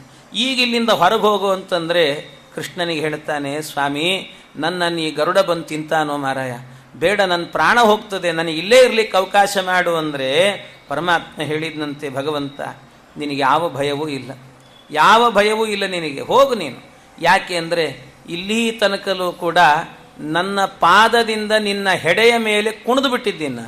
ನಾನು ಕುಣಿದಾಗ ಪಾದ ಇಟ್ಟು ತೆಗೆದು ಮಾಡಿದ್ನೆಲ್ಲ ನಾನು, ಅದರಿಂದ ನನ್ನ ಪಾದದ ಗುರುತುಗಳೆಲ್ಲ ನಿನ್ನ ತಲೆ ಮೇಲೆ ಮೂಡಿದೆ ಅಂತ ಹೇಳ್ತಾನೆ. ದೇವರ ಪಾದ ಸ್ಪರ್ಶ ಆಯಿತು ಅಂದರೆ ಅವರಿಗೆ ಸ್ವರ್ಗ ಬೇಡ, ಈ ಕಡೆಯಿಂದ ಸ್ವರ್ಗ ಅಂತಲ್ಲ, ಅಷ್ಟೇ ಅಲ್ಲ, ಸಾರ್ವಭೌಮ ಪದವಿ ಬೇಡ ಅಂತೆ, ಅಥವಾ ಪಾತಾಳಾಧಿಪತ್ಯ ಎನ್ನುವಂಥದ್ದು ಬೇಡ, ಯಾವುದು ಬೇಡ. ಭಗವಂತನ ಪಾದ ಒಂದಿದ್ರೆ ಸಾಕು ಅನ್ನಿಸ್ತದಂತೆ ಜೀವನದಲ್ಲಿ. ಎಲ್ಲವನ್ನೂ ಕೂಡ ಬಿಟ್ಟು ಬಿಡಬೇಕು ಅಂತ ಅನ್ನಿಸ್ತದೆ. ನನಾಕ ಪೃಷ್ಟಂ ನ ಚ ಪಾರಮೇಷ್ಟಂ ನ ಸಾರ್ವಭೌಮಂ ನ ರಸಾಧಿಪತ್ಯಂ ನ ಯೋಗ ಸಿದ್ಧೀರ ಪುನರ್ಭವಂ ವಾ ವಾಂಚಂತಿ ತ್ವತ್ಪಾದರಚಂ ರಜ ಪ್ರಪನ್ನಾಃ. ಇವನ ಪಾದದ ಧೂಳು ಸ್ಪರ್ಶ ಆಯಿತು ಅಂದರೆ ಯಾವುದು ಬ್ರಹ್ಮ ಪದವಿ ಕೊಟ್ಟರು ಸ್ವಾಮಿ ಬೇಡ, ನಿನ್ನ ಪಾದವೇ ಸಾಕು ಅಂತಾರಂತೆ. ನಿನ್ನ ಪಾದವೇ ಸಾಕು. ಇಲ್ಲ ನಿನಗೆ ರಸಾತಳದ ಆಧಿಪತ್ಯ ಕೊಡ್ತೀನಿ, ಬೇಡ ನನಗೆ. ಸಾರ್ವಭೌಮ ಪದವಿ ಕೊಡ್ತೀನಿ, ಬೇಡ ನನಗೆ, ನಿನ್ನ ಪಾದ ಒಂದೇ ಸಾಕು ಅಂತಾರೆ. ಆ ಪಾದವನ್ನು ಅನುಭವಿಸಿದವರಿಗೆ ಗೊತ್ತಂತೆ ಹೇಗಿರ್ತದೆ, ಆ ಪಾದದ ಮಹಿಮೆ ಏನು ಅಂತ. ಅದನ್ನು ನೋಡಿದವರಿಗೆ ಗೊತ್ತು. ಎಂಥ ಪಾದ, ಎಂಥ ಪಾವನ ಪಾದವೋ ಪರಮಾತ್ಮನ ಪಾದ. ಎಂಥ ಪಾವನ ಪಾದ ಅಂತಂದರೆ ಭಗವಂತನ ಪಾದಕ್ಕಿರುವಂಥ ಮಹಿಮೆ ನೋಡಿ ಎಷ್ಟು ಅದ್ಭುತ ಅಂದರೆ, ಭಗವಂತನ ಪಾದ ಸ್ಪರ್ಶ ಆದರೆ ಜೀವನದಲ್ಲಿ ಯಾರಿಗಾದರೂ ಕೂಡ ಮನಸ್ಸು ಜಡಾಗಿ ಬಿಟ್ಟಿರ್ತದಲ್ಲ. ಕೆಲವೊಬ್ಬರಿಗೆ ಅನ್ನಿಸ್ತಿರ್ತದೆ, ಹೆಣ್ಣು ಮಕ್ಕಳಿಗಂತೂ ಈ ಗಂಡ ಹಾಳಾದವನು ಹೋಗ್ತಾನೆ ಬರ್ತಾನೆ, ದಿನಾ ಅಡಿಗೆ ಮಾಡಿ ಮಾಡಿ ಮಾಡಿ ಮಾಡಿ ಸಾಕಾಗಿ ಹೋಗಿದೆ, ಎಷ್ಟು ದಿವಸ ಇದು ತೊಳಿ ಬಳಿ ಇದೇ ಆಯ್ತಲ್ಲ ನನ್ನ ಹಣೆ ಬರಹ ಅಂತ ಕೆಲವೊಂದು ಸರ್ತಿ ಏನಾಗಿಬಿಡ್ತದಂತೆ, ಮನಸ್ಸಿಗೆ ಬೇಡಪ್ಪ ಇದು ಜೀವನನೇ ಬೇಡ ಅಂತ ಜಾಡ್ಯ ಆವರಿಸ್ಕೊಂಡ್ಬಿಡ್ತದಂತೆ. ಕೆಲವೊಮ್ಮೆ ಗಂಡಸರಿಗೂ ಏನು ಕಮ್ಮಿ ಇಲ್ಲ, ನಾನು ಎಷ್ಟೋ ಅಂತ ದುಡಿಬೇಕು, ಹೊರಗೆ ಹೋಗ್ಬೇಕು ಬರಬೇಕು, ಸಾಕಾಗಿದೆಯಪ್ಪ ಇನ್ಯಾವುದು ಬೇಡ, ಆರಾಮಾಗಿ ಇದ್ದು ಬಿಡೋಣ ಅಂತ ಜಡ ಆಗಿಬಿಡುತ್ತದಂತೆ ಮನಸ್ಸು ಕೆಲವೊಮ್ಮೆ. ಹೀಗೆಲ್ಲ ಜಡ ಆಗ್ತದಲ್ಲ, ಆಗ ಮತ್ತೆ ಜೀವನದಲ್ಲಿ ಉತ್ಸಾಹ ಬರಬೇಕು ಅಂದರೆ ಭಗವಂತನ ಶ್ರೀರಾಮದೇವರ ಪಾದಸ್ಮರಣೆ ಮಾಡಿರಿ ಅಂತಾರೆ. ರಾಮಚಂದ್ರನ ಪಾದಸ್ಮರಣೆ ಮಾಡಿದರು ಅಂತಾದರೆ ಅವರ ಜೀವನದಲ್ಲಿ ಸಮಸ್ಯೆಯೇ ಇಲ್ಲ. ಯಾಕೆಂದರೆ ಜಡವಾದ ಮನಸ್ಸಿಗೆ ಚೈತನ್ಯ ಬರಬೇಕು ಅಂದರೆ ರಾಮನ ಪಾದಸ್ಪರ್ಶ ಆಗಬೇಕು. ರಾಮನ ಪಾದಸ್ಪರ್ಶವಾದಂಥ ಕಲ್ಲು ಹೆಣ್ಣಾಗಿ ಬಿಡುತ್ತಂತೆ, ಅಹಲ್ಯೆಯಾದ್ಲಂತೆ, ಚೈತನ್ಯ ಬಂತು ಅದಕ್ಕೆ. ಹಾಗೆ ನಿಮ್ಮ ಮನಸ್ಸು ಕೂಡ ಕಲ್ಲಿನಂತೆ ಆಗಿದೆ ಅಂತಾದಾಗ ರಾಮನ ಪಾದವನ್ನು ಹೃದಯಕ್ಕೆ ತಂದುಕೊಳ್ಳ್ರಿ, ಸ್ಮರಣೆ ಮಾಡಿರಿ. ಸ್ಮರಣೆ ಮಾಡಿದರು ಅಂತಾದರೆ ಆ ಪಾದವನ್ನು ಧ್ಯಾನ ಮಾಡಿದ ಮೇಲೆ ಮತ್ತೆ ಜೀವನದಲ್ಲಿ ಅದು ಬೇಕು ಇದು ಬೇಕು ಅಂತ ಅನಿಸೋದಿಲ್ಲ. ಒಂದೇ ಒಂದು ಅನಿಸುತ್ತೆ, ನಿರಂತರ ಆ ಪಾದವನ್ನು ಹಿಡಿಯುವ ಸಾಧನೆ ಮಾಡಬೇಕು ಅಂತ ಅನಿಸ್ತದಂತೆ. ಅಂಥ ದಿವ್ಯವಾಗಿರುವಂಥ ಪಾದ ಎಂಥ ಪಾವನ ಪಾದವು ಅಂತ ಭಗವಂತನ ಪಾದ. ಆದ್ದರಿಂದ ನನಾಕ ಪೃಷ್ಟಂ, ಸ್ವರ್ಗ ಬೇಕು ಅಂತ ಅನಿಸೋದಿಲ್ಲ, ಬ್ರಹ್ಮನ ಪದವಿ ಬೇಕು ಅನಿಸಲ್ಲ, ಸಾರ್ವಭೌಮ ಪದವಿ ಯಾವುದು ಬೇಡ ಅಂತ. ತವಾಂಗ್ರಿ ರೇಣು ಸ್ಪರ್ಶಾಧಿಕಾರ, ನಿನ್ನ ರೇಣು ನಿನ್ನ ಪದದ ಅಂಗ್ರಿ ಅದರ ಧೂಳಿದೆಯಲ್ವ, ಅದರ ಸ್ಪರ್ಶ ಆದರೆ ಸಾಕು ಸ್ವಾಮಿ, ನನಗೆ ಇನ್ನೇನು ಬೇಡ ಅಂತ, ಅದು ಒಂದೇ ಸಾಕು ಅಂತ ಹೇಳ್ತಾರಂತ. ಅಂಥ ದಿವ್ಯವಾದಂಥ ಪಾದ ಭಗವಂತನ ಪಾದ ಇದು ಅಂತ ಆ ಪಾದವನ್ನು ಕೊಂಡಾಡ್ತಾರೆ ಎಲ್ಲರೂ ಕೂಡ. ಅದಕ್ಕೆ ಭಗವಂತ ಹೇಳಿದಂತೆ ಕಾಳಿಂಗನಿಗೆ, ಕಾಳಿಂಗ ನೀನೇನು ಹೆದರಬೇಡ, ನಿನ್ನನ್ನು ಇಲ್ಲಿಯವರೆಗೂ ಕೂಡ ನಾನೇನು ಮಾಡಿದ್ದೇನೆ ಅಂದರೆ ಚೆನ್ನಾಗಿ ಸ್ಪರ್ಶ ಮಾಡಿದ್ದೇನೆ, ನನ್ನ ಪಾದದ ಗುರುತುಗಳೆಲ್ಲ ಮೂಡಿದ್ದಾವೆ ನಿನ್ನ ಮೇಲೆ. ಇದಕ್ಕೇನಂತಾರೆ, ಶಂಖ ಚಕ್ರ ಗದ ಪದ್ಮ ಇವುಗಳನ್ನೆಲ್ಲ ಧಾರಣೆ ಮಾಡ್ತೀವಲ್ವ, ಅದನ್ನು ಧಾರಣೆ ಮಾಡೋದರ ಹಿನ್ನೆಲೆ ಏನು ಅಂತಂದರೆ, ಇದನ್ನು ಧಾರಣೆ ಮಾಡಿದರೆ ಇದಕ್ಕೇನಂತಾರೆ, ವೈಷ್ಣವ ಚಿಹ್ನೆ ಅಂತ ಕರೀತಾರಂತೆ. ವೈಷ್ಣವ ಚಿಹ್ನೆ ಅಂತ. ವೈಷ್ಣವ ಚಿಹ್ನೆ ಅಂತಂದರೆ ಅದು ಬರೀ ವೈಷ್ಣವಲ್ಲ, ವೀರ ವೈಷ್ಣವ ಚಿಹ್ನೆ ಅಂತ. ದೇವರದ್ದನ್ನು ಬೇರೆಯವರೆಲ್ಲ ಹೆದರೋದಿಲ್ಲಂತೆ, ಅವ್ರು ಯಾರು ಸಮಸ್ಯೆ ಮಾಡಿಕೊಳ್ಳಲ್ಲ, ನಮ್ಮವರೇ ಸಮಸ್ಯೆ ಮಾಡಿಕೊಳ್ಳೋದು. ಈ ನಾಮ ಹಚ್ಕೊಳ್ರಿ ಮಾಡ್ರಿ, ಕಮಲನಾಭನ ಚಿಹ್ನೆ ಅಲ್ವ ಇದೆಲ್ಲವೂ ಕೂಡ, ಪರಮಾತ್ಮನ ಚಿಹ್ನೆ ಅಲ್ವ, ವೀರ ವೈಷ್ಣವ ಚಿಹ್ನೆ. ಹಚ್ಕೊಳ್ಳುವಾಗ ಸಂಕೋಚ ಮಾಡ್ಕೋಬಾರ್ದಂತೆ. ಭಾಳ ಜನ ಸಂಕೋಚ ಮಾಡ್ಕೊಂಡ್ಬಿಡ್ತಾರೆ. ಸಂಕೋಚದಿಂದ ಏನೇನೋ ಅನರ್ಥಗಳು. ಅದನ್ನು ಹಚ್ಕೊಳ್ಳೋದಿಲ್ಲ, ಆದ್ದರಿಂದಲೇ ಸಮಸ್ಯೆ ಬರ್ತದಂತೆ ಜೀವನದಲ್ಲಿ. ಅದನ್ನು ಹಚ್ಕೊಂಡ್ರೆ ಸಮಸ್ಯೆ ಇಲ್ಲ. ಬೇರೆಯವರು ಮತ್ತೊಬ್ಬರಿಗೂ ಟೋಪಿ ಹಾಕ್ಕೋತಾರೆ, ಅವರು ಟೋಪಿ ಹಾಕ್ಕೋತಾರೆ, ಅವ್ರಿಗೆ ಸಂಕೋಚ ಆಗಲ್ಲ. ಅವರು ಮತ್ತು ಕೆಳಗೆಲ್ಲ ಗಡ್ಡ ಬಿಟ್ಕೋತಾರೆ, ಅವ್ರಿಗೂ ಸಂಕೋಚ ಆಗಲ್ಲ. ಆದರೆ ನಮ್ಮವ್ರಿಗೆ ಮಾತ್ರ ಯಾಕೆ ಸಂಕೋಚ ನಾಮ ಹಾಕ್ಕೊಳ್ಳಿಕ್ಕೆ? ನಾವೇನು ಇನ್ನೊಬ್ಬರಿಗೆ ನಾಮ ಹಾಕ್ರಿ ಅಂತ ಹೇಳಿಲ್ಲ, ನಮಗೆ ನಾವು ಹಾಕ್ಕೊಳ್ರಿ ಅಂತ ಹೇಳಿದ್ದೀವಿ ಅಲ್ವಾ? ಸಂಕೋಚ ಇಲ್ಲದೆ, ಗಂಡು ಹೆಣ್ಣು ಅನ್ನುವಂಥ ಭೇದ ಇಲ್ಲದೇನೆ ಪ್ರತಿಯೊಬ್ಬರೂ ಕೂಡ ಈ ನಾಮವನ್ನು ಧಾರಣೆ ಮಾಡಬೇಕು ಅಂತಾರೆ. ಯಾರು ಈ ನಾಮವನ್ನು ಧಾರಣೆ ಮಾಡ್ತಾರೆ ನೋಡಿ, ನಾಮವನ್ನು ಧಾರಣೆ ಮಾಡಿದರು ಅಂದರೆ ಅಂಥವರಿಗಾಗುವಾಗ ಹತ್ತಿರದಲ್ಲಿ ಯಮದೂತರು ಬರುವುದಿಲ್ಲಂತೆ, ಹತ್ತಿರದಲ್ಲೇ ಸುಳಿಯೋದಿಲ್ಲ ಯಮದೂತರು. ಅಂಥ ದಿವ್ಯವಾದಂಥ ನಾಮ ಇದು. ಕಮಲನಾಭನ ಚಿಹ್ನೆಯನ್ನು ಧರಿಸಿಕೊಂಡು ಮೆರೆಯಿರೋ ಯಮನ ಭಟರು ನೋಡಿ ಅಂಜಿ ಅಡಗಿ ಹೋಗುವರೋ. ಅಂಥ ದಿವ್ಯನಾಮ ಇದು ಅಂತ ಪರಮಾತ್ಮ ಹೇಳ್ತಾನೆ. ರಮಣಕ ದ್ವೀಪಕ್ಕೆ ಹೋಗು ಅಂದ. ಆಯಿತು ಅಂತ ಆ ಕಾಳಿಂಗ ತನ್ನ ಹೆಂಡತಿಯನ್ನು ಕರ್ಕೊಂಡು ರಮಣಕ ದ್ವೀಪಕ್ಕೆ ಹೋದ. ಇಡೀ ನದಿಯಲ್ಲಿ ಒಂದು ಸರ್ತಿ ಪರಮಾತ್ಮ ಹೊರಳಾಡಿದಂತೆ, ಎಲ್ಲ ವಿಷವನ್ನು ಹೀರಿಬಿಟ್ಟ ಭಗವಂತ. ವಿಷವನ್ನೆಲ್ಲ ಹೀರಿ ಸ್ವಚ್ಛ ಮಾಡಿದ ನದಿಯನ್ನು. ತಾನು ಭಗವಂತ ಪರಮಾತ್ಮ ತಾನು ಮಾತ್ರ ಅಲ್ಲ, ತನ್ನ ಸುತ್ತಲೂ ಇರುವಂತಹದ್ದು ಕೂಡ ಸ್ವಚ್ಛವಾಗಿರಬೇಕು ಅಂತ ಹೇಳುತ್ತಾರೆ. ಭಗವಂತ ಹೇಗೆ ಅಂತಂದರೆ ತಾನು ಮಾತ್ರ ಸ್ವಚ್ಛವಾಗಿರಲ್ಲ, ತನ್ನ ಸುತ್ತಲೂ ಇರುವ ಪರಿಸರವೆಲ್ಲ ಸ್ವಚ್ಛವಾಗಿರಬೇಕು ಅಂತ ಎಲ್ಲವನ್ನು ಸ್ವಚ್ಛ ಮಾಡ್ತಿದ್ದಂತೆ. ಅದಕ್ಕೆ ದೈತ್ಯರ ಸಂಹಾರ ಮಾಡಿದ, ಅದಕ್ಕೆ ನದಿಯನ್ನು ಸ್ವಚ್ಛ ಮಾಡಿದ. ಹೀಗೆ ಪರಮಾತ್ಮ ಮಾಡಿಕೊಂಡು ಬಂದಂತೆ ಭಗವಂತ. ಬಂದಂಥ ಪರಮಾತ್ಮನನ್ನು ಎಲ್ಲರೂ ಕೇಳಿದ್ರಂತೆ, ಕೃಷ್ಣ ಎಷ್ಟು ಚೆನ್ನಾಗಿತ್ತಪ್ಪ, ನರ್ತನೆ ಭಾಳ ಚೆನ್ನಾಗಿ ಮಾಡಿದೆವು ಕೃಷ್ಣ, ನಮಗೆಲ್ಲ ಪರಮಾನಂದವಾಗಿದೆ.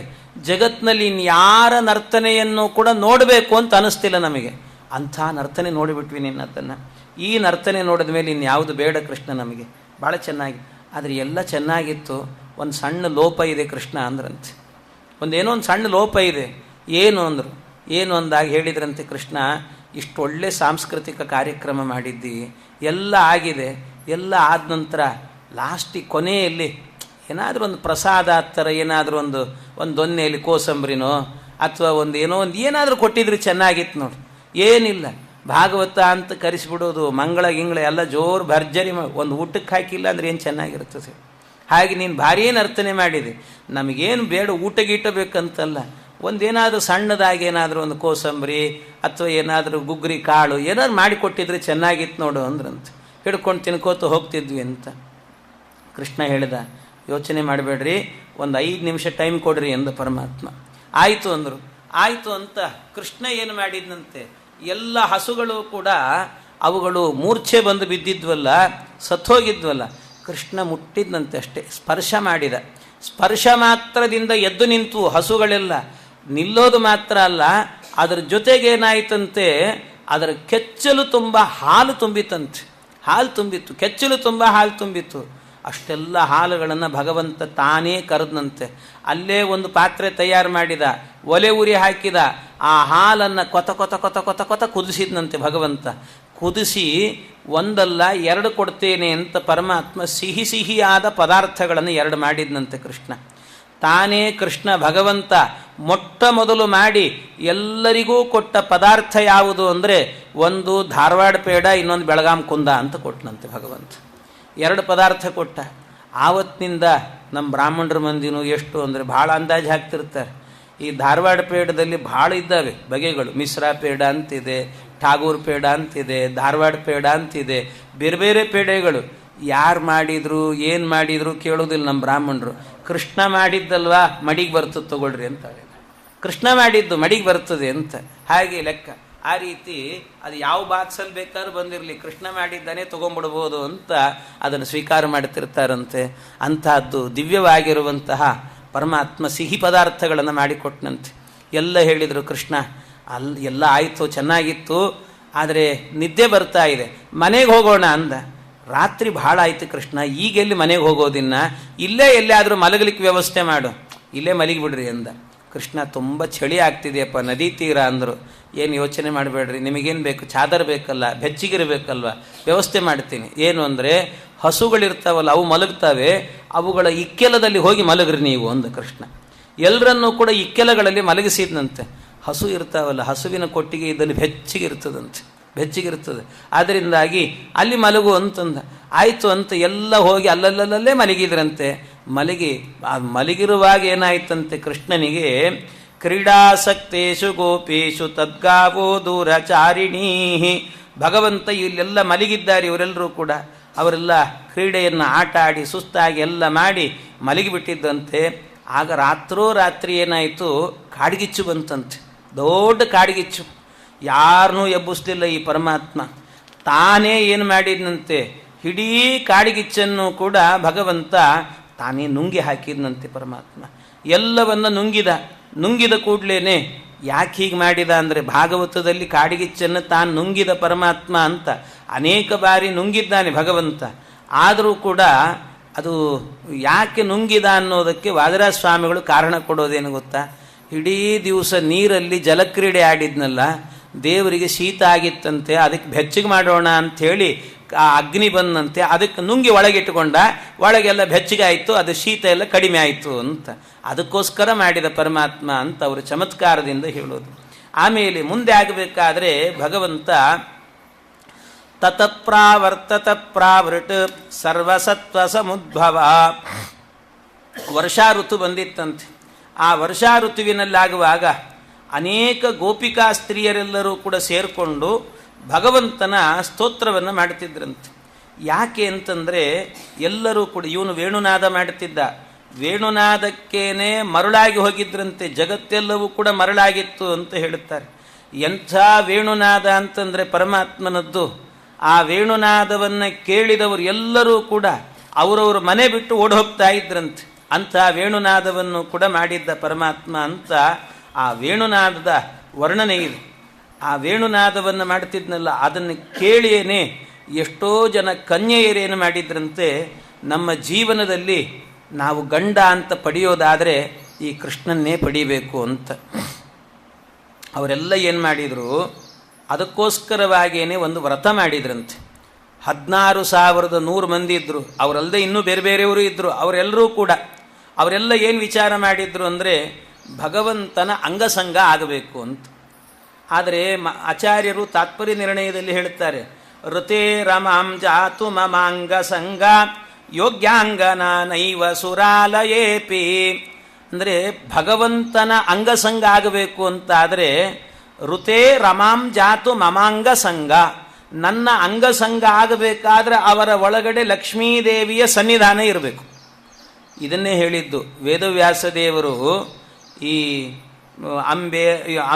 ಅಂಬಾಲಿಕೆ ಅಂತಿಬ್ಬರು ಅವರು ಮಕ್ಕಳನ್ನು ಪಡೀಬೇಕು ಅಂತ ಹೇಳಿದಾಗ ನಿಯೋಗ ಪದ್ಧತಿಯಲ್ಲಿ ವೇದವ್ಯಾಸದೇವರು ಹೇಳ್ತಾರೆ, ಅವರು 1 ವರ್ಷ ಲಕ್ಷ್ಮೀ ವ್ರತ ಮಾಡಲಿ ಅಂತ ಹೇಳಿದರು. ಅವರು ಅಷ್ಟು ಟೈಮ್ ಇಲ್ಲ ಅಂದು ಸತ್ಯವತಿ. ಅದಕ್ಕೆ ಮತ್ತೇನು ಮಾಡಬೇಕು, ಇಲ್ಲ ನನ್ನ ಅಂಗಸಂಗ ಆಗಬೇಕು ಅಂತಾದರೆ ಋತೆ ರಮಾಂ ಜಾತು ಮಮಾಂಗ ಸಂಗ, ರಮಾದೇವಿಯನ್ನು ಹೊರತುಪಡಿಸಿ ನನ್ನ ಅಂಗಸಂಗ ಎನ್ನುವಂತಹದ್ದು ಯಾರಿಗೂ ಆಗೋದಿಲ್ಲ. ಆಗಬೇಕು ಅಂದರೆ ಅವ್ರ ಒಳಗೆ ರಮಾದೇವಿಯ ಸನ್ನಿಧಾನ ಬರಬೇಕು ಅಂತ. ಆದರೆ ಕಡೆ ಕೇಳಿದ್ಲವಳು, ಇಲ್ಲ ಏನಾದರೂ ಆಗಬೇಕು, ಒಂದೇ ದಿನದಲ್ಲಿ ಆಗಬೇಕು ಅಂದದ್ದಕ್ಕೆ ಒಬ್ಬ ಕುರುಡ, ಒಬ್ಬ ವೈಟ್ ಪ್ಯಾಚಸ್ ಇರುವಂಥ ಹುಡುಗ, ಹೀಗೆಲ್ಲ ಅನರ್ಥ ಆಗಿ ಯಾರ್ಯಾರು ಹುಟ್ಟಿದ್ರು ಅಂತು. ಆದರೆ ಲಕ್ಷ್ಮೀ ಸನ್ನಿಧಾನ ಬಂದಿದ್ರೆ ಇನ್ನೂ ಚೆನ್ನಾಗಿರೋರೇ ಹುಡ್ತಿದ್ರಂತೆ. ಆದರೆ ಇವನು ಕೇಳಿದ್ದಕ್ಕೆ ಋತೇ ರಮಾಂ, ಇವರೆಲ್ಲರೂ ಕೂಡ ಏನು ಮಾಡ್ತಿದ್ದಾರೆ, ಪರಮಾತ್ಮನೇ ನಮ್ಮ ಗಂಡನಾಗಬೇಕು ಅಂತ ವ್ರತ ಮಾಡಿದ್ರಂತೆ, ಕೃಷ್ಣನೇ ಆಗಬೇಕು ಅಂತ. ಆ ವ್ರತ ಮಾಡುವಾಗ ಯಾವ ವ್ರತ ಅಂದರೆ ಕಾತ್ಯಾಯನಿ ವ್ರತ ಅಂತ ಹೇಳ್ತಾರೆ. ಕಾತ್ಯಾಯನಿ ವ್ರತ, ಕಾತ್ಯಾಯನಿ ಮಹಾಮಾಯೆ ಮಹಾಯೋಗಿನ್ಯಧೀಶ್ವರಿ ನಂದಗೋಪಸುತಂ ದೇವಿ ಪತಿಮ್ಮೇ ಕುರುತೆ ನಮಃ ಇತಿ ಮಂತ್ರಂ ಜಪಂತ್ಯಸ್ತಾಃ ಪೂಜಾಂ ಚಕ್ರಕುಮಾರಿಕಾ. ಈ ರೀತಿಯಲ್ಲಿ ಮಂತ್ರವನ್ನು ಜಪ ಮಾಡಿದ್ರಂತೆ ಎಲ್ಲರೂ ಕೂಡ. ಈ ಮಂತ್ರವನ್ನು ಜಪ ಮಾಡಿದ್ರಲ್ವ, ಇದರ ಮೇಲೆ ವಾದಿರಾಜ ಸ್ವಾಮಿಗಳು ಬಹಳ ದಿವ್ಯವಾಗಿರುವಂಥ ವ್ಯಾಖ್ಯಾನವನ್ನು ಮಾಡಿದ್ದಾರೆ. ವಾದಿರಾಜರು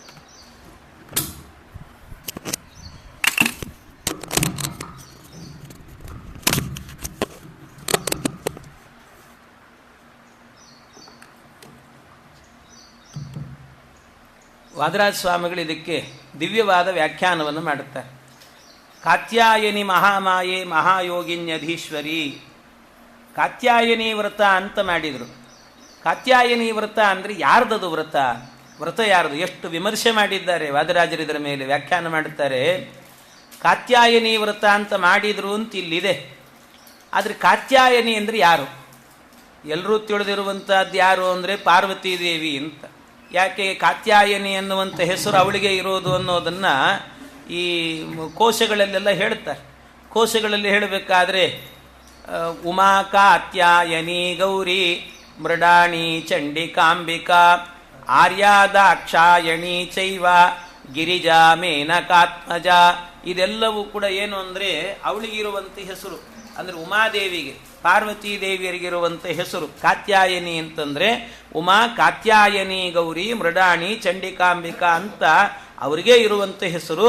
ಆದ್ದರಿಂದ ಕಾತ್ಯಾಯನಿ ವ್ರತವನ್ನು ಮಾಡಿದರು ಅಂದರೆ ಕೃಷ್ಣ ಗಂಡನಾಗಬೇಕು ಅಂತ ಮಾಡಿದಂಥ ವ್ರತ ಯಾರ್ದು? ಈ ಗೌರಿದೇವಿದು, ಅಂದರೆ ಉಮಾದೇವಿಯ ವ್ರತ ಮಾಡಿದ್ದಾರೆ ಅಂತ ಬಹಳ ಜನ ಹೇಳುತ್ತಾರೆ. ಆದರೆ ವಾದರಾಜ ಸ್ವಾಮಿಗಳು ಕೇಳುತ್ತಾರೆ, ಅಲ್ಲ, ಕಾತ್ಯಾಯನಿ ವ್ರತ ಮಾಡಿದ್ದು ಪಾರ್ವತೀ ದೇವಿ ವ್ರತ. ಕೇಳಿದ್ದೇನನ್ನ? ನಂದಗೋಪಸುತಂ ದೇವಿ ಪತಿಮ್ಮೆ ಕುರುತೇ ನಮಃ. ನಂದಗೋಪನ ಮಗ ಇದ್ದಾನಲ್ಲ ಕೃಷ್ಣ, ಕೃಷ್ಣ ನನಗಂಡನಾಗಬೇಕು, ಆ ರೀತಿ ಅನುಗ್ರಹ ಮಾಡು ಅಂತ. ಅವಳೇನು ಮಾಡ್ತಾಳೆ ಪಾಪ? ಏನು ಅವಳು ಗಂಡನೇ ಕೇಳಲಿಕ್ಕೆ ಅಲ್ವಾ? ಅವಳು ಗಂಡ ಅಲ್ಲ, ಹೋಗಲಿ ಪರಮಾತ್ಮನೇ ನೀನು ಅವಳು ಗಂಡ ಆಗಬೇಕು ಅಂತ ಆಜ್ಞೆ ಮಾಡಲಿಕ್ಕಾದ್ರೂ ಅಧಿಕಾರ ಏನಿದೆ? ಯಾವುದೂ ಇಲ್ಲ. ಮತ್ತು ಪಾರ್ವತೀ ದೇವಿಯನ್ನು ಕೇಳಿಕೊಂಡ್ರು ಅಂದರೆ ಒಂದಕ್ಕೊಂದು ಸಂಬಂಧವೇ ಇಲ್ಲಲ್ಲ. ಕರ್ಣೇ ಸ್ಪೃಷ್ಟೇ ಕಟಿಂ ಚಾಲಯತಿ ಅಂದ ಹಾಗಾಯಿತು ಅಲ್ವಾ? ಆದ್ದರಿಂದಾಗಿ ಇದು ಒಂದಕ್ಕೊಂದು ಸಂಬಂಧವೇ ಇಲ್ಲ. ಸಂಬಂಧ ಇಲ್ಲದೆ ಇರುವಂಥದ್ದನ್ನು ಹೇಗೆ ಹೇಳ್ತೀರಿ ಇದನ್ನೆಲ್ಲ? ಅದಕ್ಕೆ ಪಾರ್ವತಿ ಅಂತ ಹೇಳೋದು ಸರಿಯಲ್ಲ. ಸರಿ, ಮತ್ತು ಹಾಗಾದರೆ ಕಾತ್ಯಾಯನಿ ವ್ರತ ಅಂದರೆ ಯಾರ ವ್ರತ ಇದು? ಲಕ್ಷ್ಮೀದೇವಿ ವ್ರತ ಅಂತ. ಲಕ್ಷ್ಮೀದೇವಿ ಹತ್ರ ಕೇಳ್ತಿರೋದೇನು ಅಂದರೆ ಅದು ಓಕೆ, ಪರವಾಗಿಲ್ಲ. ಯಾಕೆ ಅಂದರೆ ನಿನ್ನ ಗಂಡನ್ ನನ್ನ ಗಂಡನ್ ಮಾಡು ಅಂತ ಕೇಳೋದು. ಇದಾದರೂ ಕೇಳೋದು ಹೆಂಗಾಗ್ತದೆ? ಯಾರಾದರೂ ಒಪ್ಕೊಳ್ತಾರೆ ಜಗತ್ತಿನಲ್ಲಿ ಯಾರು ಒಪ್ಕೊಳ್ತಿದ್ದಾರೆ ಹೇಳ್ರಿ? ಯಾರಾದರೂ ಹೋಗಿ ಒಬ್ಬ ಮುತ್ತೈದೆ ಹತ್ರ ಹೋಗಿ ನಿನ್ನ ಗಂಡನ ನಾನು ಮದುವೆ ಮಾಡ್ಕೋತೀನಿ, ಸವತಿಯಾಗಿ ಬರ್ತೀಯೇನೆ ಅಂತ ಅಲ್ಲೇ ಕಿವಿ ಹಿಂಡಿ ಕಳಿಸ್ತಾಳೆ ಅಷ್ಟೇ ಅಲ್ವಾ? ಅಂಥದ್ರಲ್ಲಿ ಹೇಗೆ ಒಪ್ಕೊಳ್ತಾರೆ ಹೇಳ್ರಿ? ಒಪ್ಕೊಳ್ಳೋದಿಲ್ಲ. ಆದ್ದರಿಂದ ಲಕ್ಷ್ಮೀದೇವಿ ಅಂತ ಹೇಳಿದರೂ ಇದೂ ಸರಿಯಾಗೋದಿಲ್ಲ. ಲಕ್ಷ್ಮಿ ಅಂತ ಹೇಳೋದು ಸರಿಯಾಗಲ್ಲ. ಆದ್ದರಿಂದ ಕಾತ್ಯಾಯನಿ ಅಂತ ಹೇಳಿದರೆ ಪಾರ್ವತಿಗಂತೂ ಕೃಷ್ಣನ ಗಂಡ ಮಾಡುವಂಥ ಅಧಿಕಾರ ಅವಳಿಗಿಲ್ಲ. ಇನ್ನು ಲಕ್ಷ್ಮಿಗೆ ಅಂತ ಕೇಳಿದರೆ ಲಕ್ಷ್ಮೀದೇವಿ ನನ್ನ ಗಂಡನ್ನೇ ಮಾಡ್ಕೋತೀನಿ ಅಂತ ಕೇಳ್ತೀಯಾ ಅಂತ ಸಿಟ್ಟಿಗೆ ಹೇಳುತ್ತಾಳೆ. ಆದ್ದರಿಂದ ಅದು ಆಗೋದಿಲ್ಲ. ಮತ್ತೇನು ಹೇಳಬೇಕಿದಕ್ಕೆ ಅಂದರೆ ಅದಕ್ಕೆ ವಾದರಾಜ ಸ್ವಾಮಿಗಳು ಹೇಳುತ್ತಾರೆ, ಇಲ್ಲಿ ಯಾರು ಅಂದರೆ ಲಕ್ಷ್ಮೀದೇವಿನೇ. ಮತ್ತು ಗಂಡನ್ ಮಾಡ್ಕೊಳ್ಳಿ ಸವತಿ ಅಂದಾಗ ಸಿಟ್ಟು ಮಾಡ್ಕೊಳ್ಳಿಲ್ವಾ ಅಂದರೆ ನೋಡಿ, ಲಕ್ಷ್ಮೀದೇವಿಗೆ 3 ರೂಪ ಇದೆ. ಶ್ರೀ, ಭೂ, ದುರ್ಗಾ ಅಂತ 3 ರೂಪಗಳಿದ್ದಾರೆ. ಆ 3 ರೂಪಗಳಲ್ಲೂ ಕೂಡ ಶ್ರೀದೇವಿ ರುಕ್ಮಿಣಿಯಾಗಿ ಅವತಾರ ಮಾಡಿದ್ದಾಳೆ, ಭೂದೇವಿ ಸತ್ಯಭಾಮೆಯಾಗಿ ಅವತಾರ ಮಾಡಿದ್ದಾಳೆ, ಇನ್ನು ದುರ್ಗಾದೇವಿನೇ ಯಶೋದೆಯ ಮಗಳಾಗಿ ಅವತಾರ ಮಾಡಿದ್ದಾಳೆ. ದುರ್ಗೆನೇ ಅವತಾರ ಮಾಡಿರೋದು. ಆ ದುರ್ಗೆ ಅವತಾರ ಮಾಡಿದಾಗ ಈ ಜನ್ಮದಲ್ಲಿ ಕೃಷ್ಣಾವತಾರದ ಕಾಲದಲ್ಲಿ ಅವಳು ತಂಗಿಯಾಗಿದ್ದಾಳೆ, ಹೆಂಡತಿ ಆಗೋದಿಲ್ಲ, ತಂಗಿ ಆವಾಗ. ಹಾಗಾಗಿ ತಂಗಿ ಆದ್ರಿಂದಾಗಿ, ಆದರೆ ಮೂಲದಲ್ಲಿ ಹೆಂಡತಿ. ಅವಳನ್ನು ಕೇಳ್ಬೋದು ನಾವೀಗ, ಅವಳನ್ನು ಕೇಳ್ಬೋದು, ಅವಳಿಗೆ ಅಧಿಕಾರ ಇದೆ ಗಂಡನ ಕೊಡ್ಲಿಕ್ಕೆ. ಅದನ್ನು ಏನು ಮಾಡಿದ್ಲಂತೆ ದುರ್ಗಾದೇವಿ. ಇಲ್ಲಿ ಕಾತ್ಯಾಯನಿ ಶಬ್ದಕ್ಕೆ ಅರ್ಥ ಏನು ಅಂದರೆ ದುರ್ಗಾದೇವಿ ಅಂತ ಅರ್ಥ. ಲಕ್ಷ್ಮೀ ಅವತಾರವಾದಂಥ ದುರ್ಗೆ, ಅವಳು ತಂಗಿ. ಹಾಗಾಗಿ ತಂಗಿ ಆದ್ರಿಂದ ಕೃಷ್ಣನ್ ಮದುವೆ ಮಾಡಿಕೊಳ್ಳೋ ಹಾಗಿಲ್ಲ. ಅದಕ್ಕೇನು ಮಾಡಿದ್ಲಂತೆ, ನಾನು ಡೈರೆಕ್ಟ್ ಮದುವೆ ಮಾಡಿಕೊಳ್ಳಿಕ್ಕೆ ಆಗೋದಿಲ್ಲ, ಅದಕ್ಕೆ ನೀವು ನನ್ನ ವ್ರತ ಮಾಡಿ ನಿಮ್ಮ ಒಳಗೆ ನನ್ನ ಸನ್ನಿಧಾನ ಕೊಡ್ತೀನಿ, ನೀವೆಲ್ಲ ಮದುವೆ ಮಾಡಿಕೊಳ್ಬಹುದು ಅಂತ ಹೀಗೆ ಅನುಗ್ರಹ ಮಾಡಿದ್ಲು. ಆದ್ರಿಂದಾಗಿ ಕಾತ್ಯಾಯನಿ ವ್ರತ ಅಂದ ಕೂಡ್ಲೇನೆ ಬಹಳ ಜನ ತಿಳ್ಕೊಳ್ಳುವಂತಹದ್ದು ಪಾರ್ವತಿ ವ್ರತ ಅಲ್ಲ, ಮತ್ತೇನು ಅಂದರೆ ಸಾಕ್ಷಾತ್ ದುರ್ಗಾದೇವಿಯ ವ್ರತ ಇದು ಅಂತ. ನಂದಗೋಪಸುತಂ ದೇವಿ ಪತಿಮ್ಮೆ ಕುರುತೆ ನಮಃ. ಇದನ್ನ ಪ್ರತಿನಿತ್ಯವೂ ಮಾಡ್ತಿದ್ರಂತೆ. ಉಷಸ್ಯುತ್ತಾಯ ತಾಸ್ವೈರಂ ಅನ್ಯೋನ್ಯಾಬದ್ಧ ಬಾಹವಃ. ಬೆಳಿಗ್ಗೆ ಬ್ರಾಹ್ಮಿ ಮುಹೂರ್ತದಲ್ಲಿ ಹೇಳೋದಂತೆ, ಪರಸ್ಪರವಾಗಿ ಕೈ ಹಿಡ್ಕೊಂಡು ಯಮುನಾ ನದಿಯ ಸ್ನಾನವನ್ನು ಮಾಡೋದಂತೆ. ಅದರಲ್ಲೂ ಯಮುನಾ ಸ್ನಾನವನ್ನು ಮಾಡಬೇಕಾದ್ರೆ ಜೋರಾಗಿ ಗಟ್ಟಿಯಾಗಿ ಕೃಷ್ಣನ ನಾಮಸ್ಮರಣೆಯನ್ನು ಮಾಡ್ತಿದ್ರಂತೆ. ಕೃಷ್ಣನನ್ನ ಕೃಷ್ಣ ಮುಚ್ಚೈರ್ಜಗುರ್ಯಾಂತ್ಯ ಕಾಲಿಂದ್ಯಾಂ ಸ್ನಾತು ಮನ್ವಹಂ. ಈ ರೀತಿ ನಿತ್ಯದಲ್ಲೂ ಕೂಡ ಕೃಷ್ಣನ ನಾಮ ಸಂಕೀರ್ತನೆ ಮಾಡಿ ಭಕ್ತರು ಪಾಪ ಭಕ್ತರಾಗಿ ಕೃಷ್ಣ ನಿನ್ನನ್ನೇ ನಾವು ಮದುವೆ ಮಾಡಿಕೊಳ್ಬೇಕು ಅಂತ ಕೃಷ್ಣನಲ್ಲೇ ಮನಸ್ಸಿಟ್ಟುಕೊಂಡು ಜೊತೆಗೆ ನಂದಗೋಪ ಸುತಂ ದೇವಿ ಅಂದರೆ ನಂದಗೋಪನ ಸೊಸೆಯರಾಗಬೇಕು ನಾವು ಅಂತ ಹೇಳಿಕೊಂಡು ಅವರು ಆರಾಧನೆಯನ್ನು ಮಾಡ್ತಿದ್ರಂತೆ. ಇಲ್ಲಿ ಎಲ್ಲ ಹೇಳಿದಂತೆ ದುರ್ಗಾ ಅನ್ನುವಂಥವಳು ಲಕ್ಷ್ಮೀದೇವಿ, ಅವಳಿಗೆ ಇರುವಂಥ ಹೆಸರು ಭದ್ರ ಮತ್ತು ಭದ್ರಕಾಳಿ, ಕಾಳಿ ಅಂತನ್ನೋ ಹೆಸರು, ದುರ್ಗಾ ಇದೆಲ್ಲ ರಮಾದೇವಿಗಿರುವಂಥ ಹೆಸರು. ನಂದಗೋಪನ ಮಗನಾಗಿ ಅವತಾರ ಮಾಡಿದ್ದಾಳೆ. ಆದ್ದರಿಂದ ಕೃಷ್ಣನ ಮದುವೆ ಮಾಡಿಕೊಳ್ಳಲ್ಲ, ಇವಳನ್ನು ಕೇಳು. ಅದಕ್ಕೇನಾಯಿತು, ಕೃಷ್ಣ ಏನು ಮಾಡಿದ, ಇವರೆಲ್ಲ ವ್ರತ ಮಾಡುವಾಗ ಬಂದನಂತೆ ದೇವರು. ಬಂದಾಗೇನಾಯಿತು, ಇವರೆಲ್ಲರೂ ಕೂಡ ಬಟ್ಟೆಗಳನ್ನು ಕಳಚಿಟ್ಟು ಮೈಮೇಲೆ ಬಟ್ಟೆ ಇಲ್ಲದಂತೆ ಸ್ನಾನವನ್ನು ಮಾಡುತ್ತಿದ್ದರಂತೆ. ತಾಸಾಂ ವಾಸಾಂಸ್ಯುಪಾದಾಯ ನೀಪಮಾರುಹ್ಯ ಸತ್ವರಃ ಹಸದ್ಭಿಃ ಪ್ರಹಸನ್ ಬಾಲೈಃ ಪರಿಹಾಸಮುವಾಚ. ಭಗವಂತ ಎಲ್ಲ ಅವರ ಬಟ್ಟೆಗಳನ್ನು ಎತ್ಕೊಂಡು ಹೋಗಿ ಮರವನ್ನು ಏರಿ ಕೂತು ಅವ್ರನ್ನೆಲ್ಲ ನಕ್ಕನಂತೆ, ಜೋರಾಗಿ ಹಾಸ್ಯ ಮಾಡಿ ನಕ್ಕನಂತೆ. ಬೇರೆ ಬಾಲಕರು ಇದ್ರು ಜೊತೆಗೆ, ಅವರೆಲ್ಲರೂ ನೋಡಿ ನಗ್ತಾ ಇದ್ದಾರಂತೆ. ಇವರು ಅಬಲೆಯರು, ಏನು ಮಾಡಬೇಕು? ಮಜ್ಜನೇ ನಗ್ನಾನಾಂ ಗೋಪಿಕಾನಾಂ ವಸ್ತ್ರದಾತ. ಪರಮಾತ್ಮ ಅವನು ನಗ್ನರಾಗಿ ಸ್ನಾನ ಮಾಡುತ್ತಿದ್ರು. ಅದಕ್ಕೇನು ಮಾಡಿದ್ನಂತೆ, ಅತ್ರಾಗತ್ಯ ಬಲಃ ಕಾಮಂ ಸ್ವಂ ವಾಸ ಪ್ರಗೃಹ್ಯತಾಂ. ನೀರಿಂದ ಹೊರಗೆ ಬರ್ರಿ, ಹೊರಗೆ ಬಂದು ನನ್ನ ಕೈಯಲ್ಲಿರೋ ಬಟ್ಟೆ ಇಸ್ಕೊಳ್ರಿ ಎಂದ. ಪಾಪ ಹೆಣ್ಮಕ್ಳು ಹೆಂಗೆ ಬರ್ಲಿಕ್ಕೆ ಸಾಧ್ಯ ಹೇಳ್ರಿ? ಆದರೂ ಹೀಗೆಲ್ಲ ಹೇಳಿದ್ನಂತೆ. ತಸ್ಯ ತತ್ ಕ್ಷೇಲಿತಂ ದೃಷ್ಟ ಗೋಪ್ಯ ಪ್ರೇಮ ಪರಿಪ್ಲುತಾ. ಈ ಭಗವಂತನ ಹಾಸ್ಯದ ಮಾತುಗಳನ್ನು ಕೇಳಿ ಒಂದು ಕಡೆಯಲ್ಲಿ ಅವರು ಅಂದ್ಕೊಂಡ್ರು, ನಮ್ಮ ತಪಸ್ಸಿನ ಫಲ ಫಲಿಸಿತು ಇವತ್ತು ಅಂತ, ತಪಸ್ಸು ಫಲ ಕೊಡ್ತು ಅಂತ. ಯಾಕೆ? ಕೃಷ್ಣನೇ ಬಂದು ನಮ್ಮನ್ನೆಲ್ಲ ಕೇಳ್ತಾ ಇದ್ದಾನೆ ಅಂತ. ಆ ರೀತಿಯೂ ಕೆಲವರೆಲ್ಲ ಅಂದುಕೊಂಡ್ರು. ಅಂತೂ ಇದೆಲ್ಲ ಅಂದುಕೊಳ್ತಾ ಇದ್ದಂತೇನೆ ಪರಮಾತ್ಮ ಭಗವಂತ ಆಗೇನು ಮಾಡಿದಂತೆ, ಅವರೆಲ್ಲ ಬಂದಾಗ ಅವರಿಗೆ ಬಟ್ಟೆ ಕೊಟ್ಟ ಪರಮಾತ್ಮ. ಆಮೇಲೆ ಬಟ್ಟೆ ತಗೊಂಡು ಹೋದರು. ಅವನ್ನ ನಮಸ್ಕಾರ ಮಾಡುವಂತ ಬೇರೆ ಕಾಟ ಕೊಟ್ಟನಂತೆ ದೇವರು. ಎಲ್ಲ ಮಾಡಿದ್ದಾನೆ, ಅವ್ರಿಗೆ ಬಟ್ಟೆ ಕೊಟ್ಟ. ಅಂತೂ ಇದೆಲ್ಲ ಮಾಡಿದ್ನಲ್ಲ, ಯಾಕೆ ಹೀಗೆ ಮಾಡಿದ ಪರಮಾತ್ಮ ಅಂತಂದರೆ ಇದರಲ್ಲಿ ಅನೇಕ ಅರ್ಥಗಳಿದ್ದಾರೆ. ಒಂದೇನು ಅಂದರೆ, ಈ ಸ್ನಾನ ಮಾಡಬೇಕಾದ್ರೆ ಇವರು ಬತ್ತಲಾಗಿ ಸ್ನಾನ ಮಾಡ್ತಿದ್ರು. ಅದಕ್ಕೆ ದೇವರು ಹೇಳಿದಂತೆ, ನೀವು ಬತ್ತಲಾಗಿ ಸ್ನಾನ ಮಾಡಬಾರ್ದು. ಯಾವಾಗಲೂ ಕೂಡ ಮೈಮೇಲೆ ವಸ್ತ್ರ ಇಲ್ಲದಂತೆ ಸ್ನಾನವನ್ನು ಮಾಡಬಾರದು. ಕೆಲವೆಲ್ಲ ಕರ್ಮಗಳನ್ನು, ಸ್ನಾನಂ ದಾನಂ ತಥಾ ಹೋಮಂ ಶಯನಂ ಗಮನಂ ಭುಜಿಂ ವಿವಸ್ತ್ರೋ ನ ಪ್ರಕುರ್ವೀತ ಕುರ್ವಾಣ ಪಾಪಕೃದ್ಭವೇತ್. ಅಂದರೆ ಸ್ನಾನ, ದಾನ, ಹೋಮ, ಮಲಗುವಾಗ ಯಾರು ಮನೆಯಲ್ಲಿಲ್ಲ ಅಂತ ಬತ್ತಲೆ ಹಾಗೆಲ್ಲ ಮಾಡಬಾರ್ದು. ಓಡಾಡಬೇಕಾದ್ರೆ ಮೈಮೇಲೆ ಬಟ್ಟೆ ಇಲ್ಲದೆ ಓಡಾಡಬಾರ್ದು. ವಿವಸ್ತ್ರ ನ ಪ್ರಕುರ್ವೀತ, ವಿವಸ್ತ್ರರಾಗಿ ಇರಬಾರ್ದು ಈ ರೀತಿ. ಹಾಗಿದ್ರು ಅಂದರೆ ಎಲ್ಲ ಸುತ್ತಲೂ ಕೂಡ ದಿಗಭಿಮಾನಿ ದೇವತೆಗಳಿರ್ತಾರಂತೆ, ಅವರೆಲ್ಲ ನೋಡ್ತಿರ್ತಾರೆ. ಮಹಾತ್ಮರ ಎದುರಲ್ಲಿ ನಾವು ಈ ರೀತಿ ವಿವಸ್ತ್ರವಾಗಿ ಓಡಾಡಿದರೆ ಅದು ಆ ದೇವತೆಗಳಿಗೆ ಬೇಜಾರಾಗ್ತದೆ. ಅವರು ಬೇಜಾರು ಮಾಡಿಕೊಂಡ್ರೆ ನಮಗದು ಅವಗ್ರಹ, ಪಾಪ ಬರ್ತದಂತೆ. ಅದಕ್ಕೋಸ್ಕರ ಅಂತಹ ಕೆಲಸವನ್ನು ಮಾಡಬಾರದು ಅಂತ ಹೇಳಿದ್ದಾರೆ. ಇದನ್ನು ಪರಮಾತ್ಮ ಹೇಳಬೇಕಿತ್ತು. ಅದಕ್ಕೋಸ್ಕರವಾಗಿ ಈ ತಪ್ಪಿಗೊಂದು ಶಿಕ್ಷೆ ಆಗಬೇಕು ಅಂತ ನೀರಿಂದ ಹೊರಗೆ ಕಳಿಸಿದ. ಇನ್ನೊಂದು ಅರ್ಥದಲ್ಲಿ ಏನು ಅಂದರೆ, ಭಗವಂತ ಹೇಳ್ತಾನೆ, ನಾನು ನಿಮಗೆ ಅನುಗ್ರಹ ಮಾಡಲಿಕ್ಕೆ ಬಂದೀನಿ. ನನ್ನ ಪೂರ್ಣ ಅನುಗ್ರಹ ಬರೋದು ಯಾವಾಗ ಅಂದರೆ, ನೀವು ನಿಮ್ಮ ಗಂಡ ಹೆಂಡತಿ ಇರ್ತೀರಿ. ಗಂಡನೇ ಕೆಲವೊಂದು ಸರ್ತಿ ಹೆಂಡತಿಗೆ ಪೂರ್ತಿ ಹೇಳಿರುವುದಿಲ್ಲ ಎಲ್ಲ ವಿಚಾರವನ್ನು. ಹೆಂಡತಿಯು ಕೂಡ ತಾನು ಹೇಳ್ಕೊಂಡಿರೋದಿಲ್ಲ ಎಲ್ಲವನ್ನೂ ಕೂಡ. ಏನೇನೋ ಮುಚ್ಚಿ ಮಾಡ್ತಿರ್ತಾರೆ, ಒಳಗೊಳಗೆ ಮಾಡ್ತಿರ್ತಾರೆ. ಆದರೆ ಪರಮಾತ್ಮ ಹೇಳ್ತಾನೆ, ನನ್ನ ಹತ್ರ ಮುಚ್ಚು ಮರೆ ಇರಬಾರದು. ಎಲ್ಲವೂ ಕೂಡ ಕ್ಲೀನಾಗಿ ನನ್ನ ಹತ್ರ ಬಂದರೆ ಮಾತ್ರ ನಾನು ಅನುಗ್ರಹ ಮಾಡ್ತೇನೆ ಅನ್ನೋದನ್ನು ತೋರಿಸೋದಕ್ಕೋಸ್ಕರವಾಗಿ ಪರಮಾತ್ಮ ಅವರ ಮೈ ಮೇಲೆ ವಿವಸ್ತ್ರವಾಗಿ ಕರೆಸಿದ್ನಂತೆ ದೇವರು. ಯಾವುದೂ ಇಲ್ಲ, ಶುದ್ಧರಾಗಿ ಬನ್ನಿ ನನ್ನ ಹತ್ರ ಅಂತ ಪರಮಾತ್ಮ ಹೇಳುತ್ತಾನೆ. ಆ ರೀತಿ ಬಂದಾಗ ಮುಚ್ಚು ಮರೆ ಇಲ್ಲದಂತೆ ಬಂದರೆ ನಾನು ಅನುಗ್ರಹ ಮಾಡ್ತೇನೆ ಅನ್ನೋದನ್ನು ತೋರಿಸ್ಲಿಕ್ಕೋಸ್ಕರವಾಗಿ ಪರಮಾತ್ಮ ಇದನ್ನೆಲ್ಲ ಮಾಡಿದ ಅಂತ ಇದಕ್ಕೆ ವ್ಯಾಖ್ಯಾನವನ್ನೆಲ್ಲ ಬಹಳ ಹೇಳುತ್ತಾರೆ. ಪರಮಾತ್ಮನ ಒಂದೊಂದು ನೀರಲ್ಲಿ ಸ್ನಾನ ಮಾಡಬೇಕಾದ್ರೆ ಅಲ್ಲೆಲ್ಲ ಮಲಮೂತ್ರ ವಿಸರ್ಜನೆ ಮಾಡಬಾರ್ದು. ಇನ್ನು ಅಲ್ಲೆಲ್ಲ ಸನ್ನಿಧಾನ ಇರ್ತದಂತೆ, ದೇವತೆಗಳ ಸನ್ನಿಧಾನ ಇರ್ತದೆ. ಆದ್ದರಿಂದ ಆ ನೀರಲ್ಲೂ ಕೂಡ ನಗ್ನರಾಗಿ ಸ್ನಾನ ಮಾಡಿದರೆ ಆ ದೇವತೆಗೆ, ಯಮುನಾ ಅನ್ನೋದು ಬರೀ ನದಿಯಲ್ಲ, ನದಿಯ ಅಭಿಮಾನಿ ದೇವತೆ ಇರ್ತಾಳೆ ಒಳಗಡೆ. ಅನೇಕ ತೀರ್ಥಾಭಿಮಾನಿ ದೇವತೆಗಳಿರ್ತಾರೆ, ಅವರಿಗೆಲ್ಲ ಬೇಜಾರಾಗ್ತದೆ, ಅವರು ಪಾಪವನ್ನು ಕೊಡ್ತಾರೆ. ಅದಕ್ಕೋಸ್ಕರವಾಗಿ ಭಗವಂತ ಇದನ್ನೆಲ್ಲ ಮಾಡಿದಂತೆ ದೇವರು ಮಾಡಿ ಅವರಿಗೆ ಯಾರಿಗೂ ಕೂಡ ಈ ರೀತಿ ಮಾಡಬಾರದು, ನಗ್ನ ಸ್ನಾನ ಎನ್ನುವಂಥದ್ದು ವಿಹಿತವಾಗಿಲ್ಲ ಅಂತ ಹೇಳಿ ಅವರನ್ನೆಲ್ಲ ತಿರಸ್ಕಾರ ಮಾಡಿ ಕಳಿಸಿದಂತೆ ಪರಮಾತ್ಮ. ಇನ್ನು ಇದಾದ ನಂತರ ಭಗವಂತ ರಾಮ ರಾಮ ಮಹಾಬಾಹು ಕೃಷ್ಣ ದುಷ್ಟ ನಿಬರ್ಹಣ ಏಷಾ ವೈ ಬಾಧತೆ ಕ್ಷುನ್ನಃ ತಚ್ಛಾಂತಿಂ ಕರ್ತುಮರ್ಹತಃ. ಇನ್ನೊಂದೇನು ಅಂದರೆ, ಪರಮಾತ್ಮನಿಗೆ ಒಂದು ದಿವಸ ಪ್ರತಿನಿತ್ಯ ದನ ಕಾಯ್ಲಿಕ್ಕೆ ಹೋಗ್ತಿದ್ದ ಇವನು ಕೃಷ್ಣ. ದನ ಕಾಯ್ಲಿಕ್ಕೆ ಅಂತ ಹೋದಾಗ ಒಮ್ಮೆ ಏನು ಮಾಡಿದ್ನಂತೆ, ನಿತ್ಯ ಬುತ್ತಿ ಕಟ್ಕೊಂಡು ಹೋಗ್ತಿದ್ದ. ಬುತ್ತಿ ಅಂದರೆ ಮೊಸರನ್ನು ಕಟ್ಕೊಂಡು ಹೋಗ್ತಿದ್ದಂತೆ ಕೃಷ್ಣ. ಮೊಸರನ್ನು ಕಟ್ಕೊಂಡು ಹೋಗ್ತಾ ಇದ್ದವನು ಒಂದು ದಿವಸ ಏನು ಮಾಡಿದ, ಅವನು ಬುತ್ತಿ ತಗೊಳ್ಳಿಲ್ಲ. ಹುಡುಗರೆಲ್ಲ ಬುತ್ತಿ ಹಿಡ್ಕೊಂಡು ಬಂದಿದ್ರು, ಕೃಷ್ಣನ ಕೈ ಖಾಲಿ ಇತ್ತು.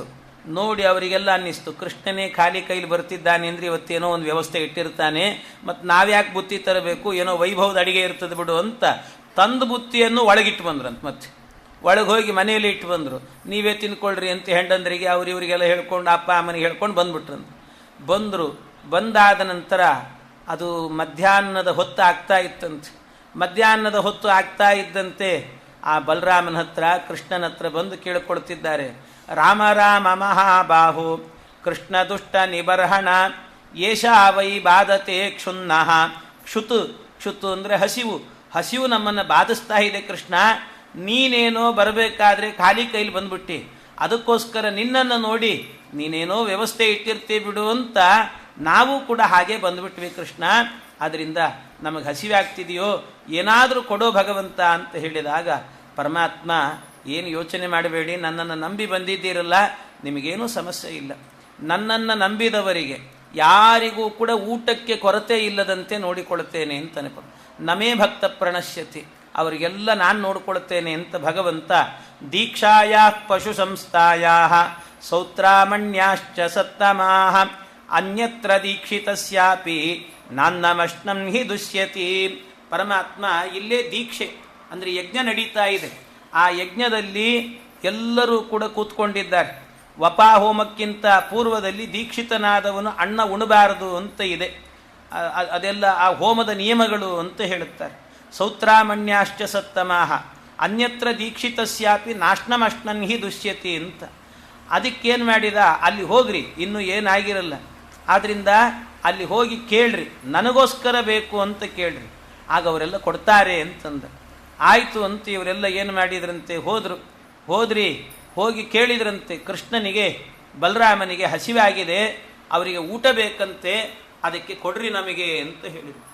ಕೊಡ್ರಿ ಎಂದಾಗ ಅವರೆಲ್ಲ ನೋಡಿ ಸಿಟ್ಟು ಬಂತವರಿಗೆ, ಏನು ಮಾತಾಡ್ತಾ ಇದ್ದೀರಿ, ಇನ್ನೂ ಕೂಡ ನಮ್ಮ ನೈವೇದ್ಯ ಆಗಿಲ್ಲ, ಇಲ್ಲಿ ದೇವ್ರ ನೈವೇದ್ಯ ಆಗಿಲ್ಲ, ಏನಿಲ್ಲ, ಆಗಲೇ ಬಂದ್ರಿ ಇವರೆಲ್ಲ ಅಂತ ಚೆನ್ನಾಗಿ ಬೈದು ನಿಮಗೆ ಕೊಡೋದಿಲ್ಲ ಹೋಗ್ರಿ ಅಂತ ಬೈದು ಕಳಿಸಿಬಿಟ್ರಂತೆ.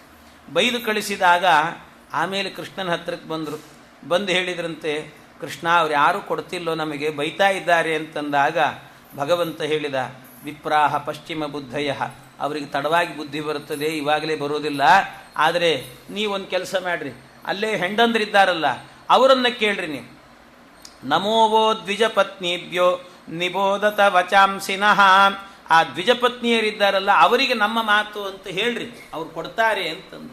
ಅವ್ರು ಕೊಡ್ತಾರೆ ಅಂದಾಗ ಸರಿ ಅಂತ ಅದಕ್ಕೋಸ್ಕರ ಹೋದ್ರವರು. ಹೋಗಿ ಅವರಿಗೆಲ್ಲ ಹೇಳಿದ್ರಂತೆ.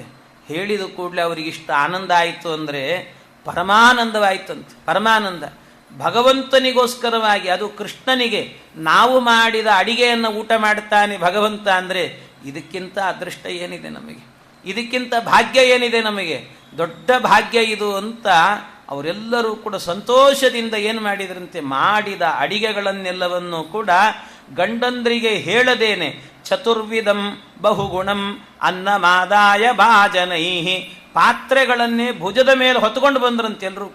ಎಲ್ಲರೂ ಕೂಡ ಹೊತ್ಕೊಂಡು ಬಂದರು. ಅದರಲ್ಲಿ ಗಂಡಂದ್ರು ನೋಡಿದ್ರೆ ಎಲ್ಲಿ ಏನಾಗ್ತದೋ ಗಲಾಟೆ ಅಂತ ಗಂಡಂದ್ರಿಗೆ ಹೇಳದೆ ಬಂದ್ರಂತೆ. ಪತಯೋ ನಾಭ್ಯಸೂ ಏರನ್ ಇತ್ತಂ ನಿತ್ಯಂ ಭ್ರಾತೃಸುತಾದಯ. ಯಾರೂ ನಮ್ಮನ್ನು ನೋಡಬಾರ್ದು, ಮಕ್ಕಳು ಗಂಡಂದ್ರು ಯಾರಾದರೂ ನೋಡಿದರೆ ಏನಾದರೂ ಗಲಾಟೆ ಆಗ್ತದೆ ಅಂತ. ಅದಕ್ಕೆ ಅಷ್ಟರಲ್ಲಿ ಏನಾಯ್ತಂತೆ, ಒಬ್ಬ ಗೋಪಿ ಆ ಅನ್ನವನ್ನು ತರಬೇಕಾದ್ರೆ ತಾನು ಮಾಡಿದ ಅಡಿಗೆಯನ್ನು ಅಕಸ್ಮಾತ್ ಗಂಡ ನೋಡಿಬಿಟ್ನಂತೆ. ದೃಷ್ಟ್ವಾ ಸ್ತ್ರೀಣಾಂ ಭಗವತಿ ಕೃಷ್ಣೇ ಭಕ್ತಿಮಲೌಕಿಕೀಂ. ಆ ಸ್ತ್ರೀಯರಲ್ಲಿ ಎಷ್ಟು ಭಕ್ತಿ ಇತ್ತು, ಕೃಷ್ಣನಿಗೋಸ್ಕರವಾಗಿ ಅನ್ನ ತಗೊಂಡು ಹೋಗ್ತಿದ್ರಲ್ಲ, ಕೃಷ್ಣನಿಗೆ ನೈವೇದ್ಯ ಮಾಡಬೇಕು, ನಾವು ಮಾಡಿದ ಅಡಿಗೆ ಊಟ ಮಾಡ್ತಾನೆ ಅಂತ ಆನಂದದಿಂದ ತಗೊಂಡು ಹೋಗ್ತಿದ್ರಂತೆ. ಆನಂದದಿಂದ ತಗೊಂಡು ಹೋಗ್ತಾ ಇರಬೇಕಾದ್ರೆ ಆಗ ಅವರಿಗೆ ಹೇಳಿದ್ರಂತೆ, ಗಂಡ ಎದುರುಗಡೆ ಬಂದು ಒಬ್ಬಳೇ ಒಬ್ಬಳು ಗೋಪಿಗೆ ಹೇಳಿ, ಎಲ್ಲಿಗೆ ಹೋಗ್ತಿದ್ದಿ? ಕೃಷ್ಣನಿಗೆ ಕೊಡಬೇಕು ಅಂತ ಹೋಗ್ತಿದ್ದೀನಿ. ನಮ್ಮದೇ ಊಟ ಆಗಿಲ್ಲ, ಕೃಷ್ಣನಿಗೆ ಕೊಡ್ತೀಯ ನೀನು, ಬಿಡು ಇದನ್ನ ಅಂತ ಗಟ್ಟಿಯಾಗಿ ಬೈದು ಮಾಡಿ ಅವಳಿಗೆ ಬೀಗ ಹಾಕಿಬಿಟ್ನಂತೆ. ಮನೆಯಲ್ಲಿಟ್ಟು ಬೀಗ ಹಾಕಿದ್ನಂತೆ.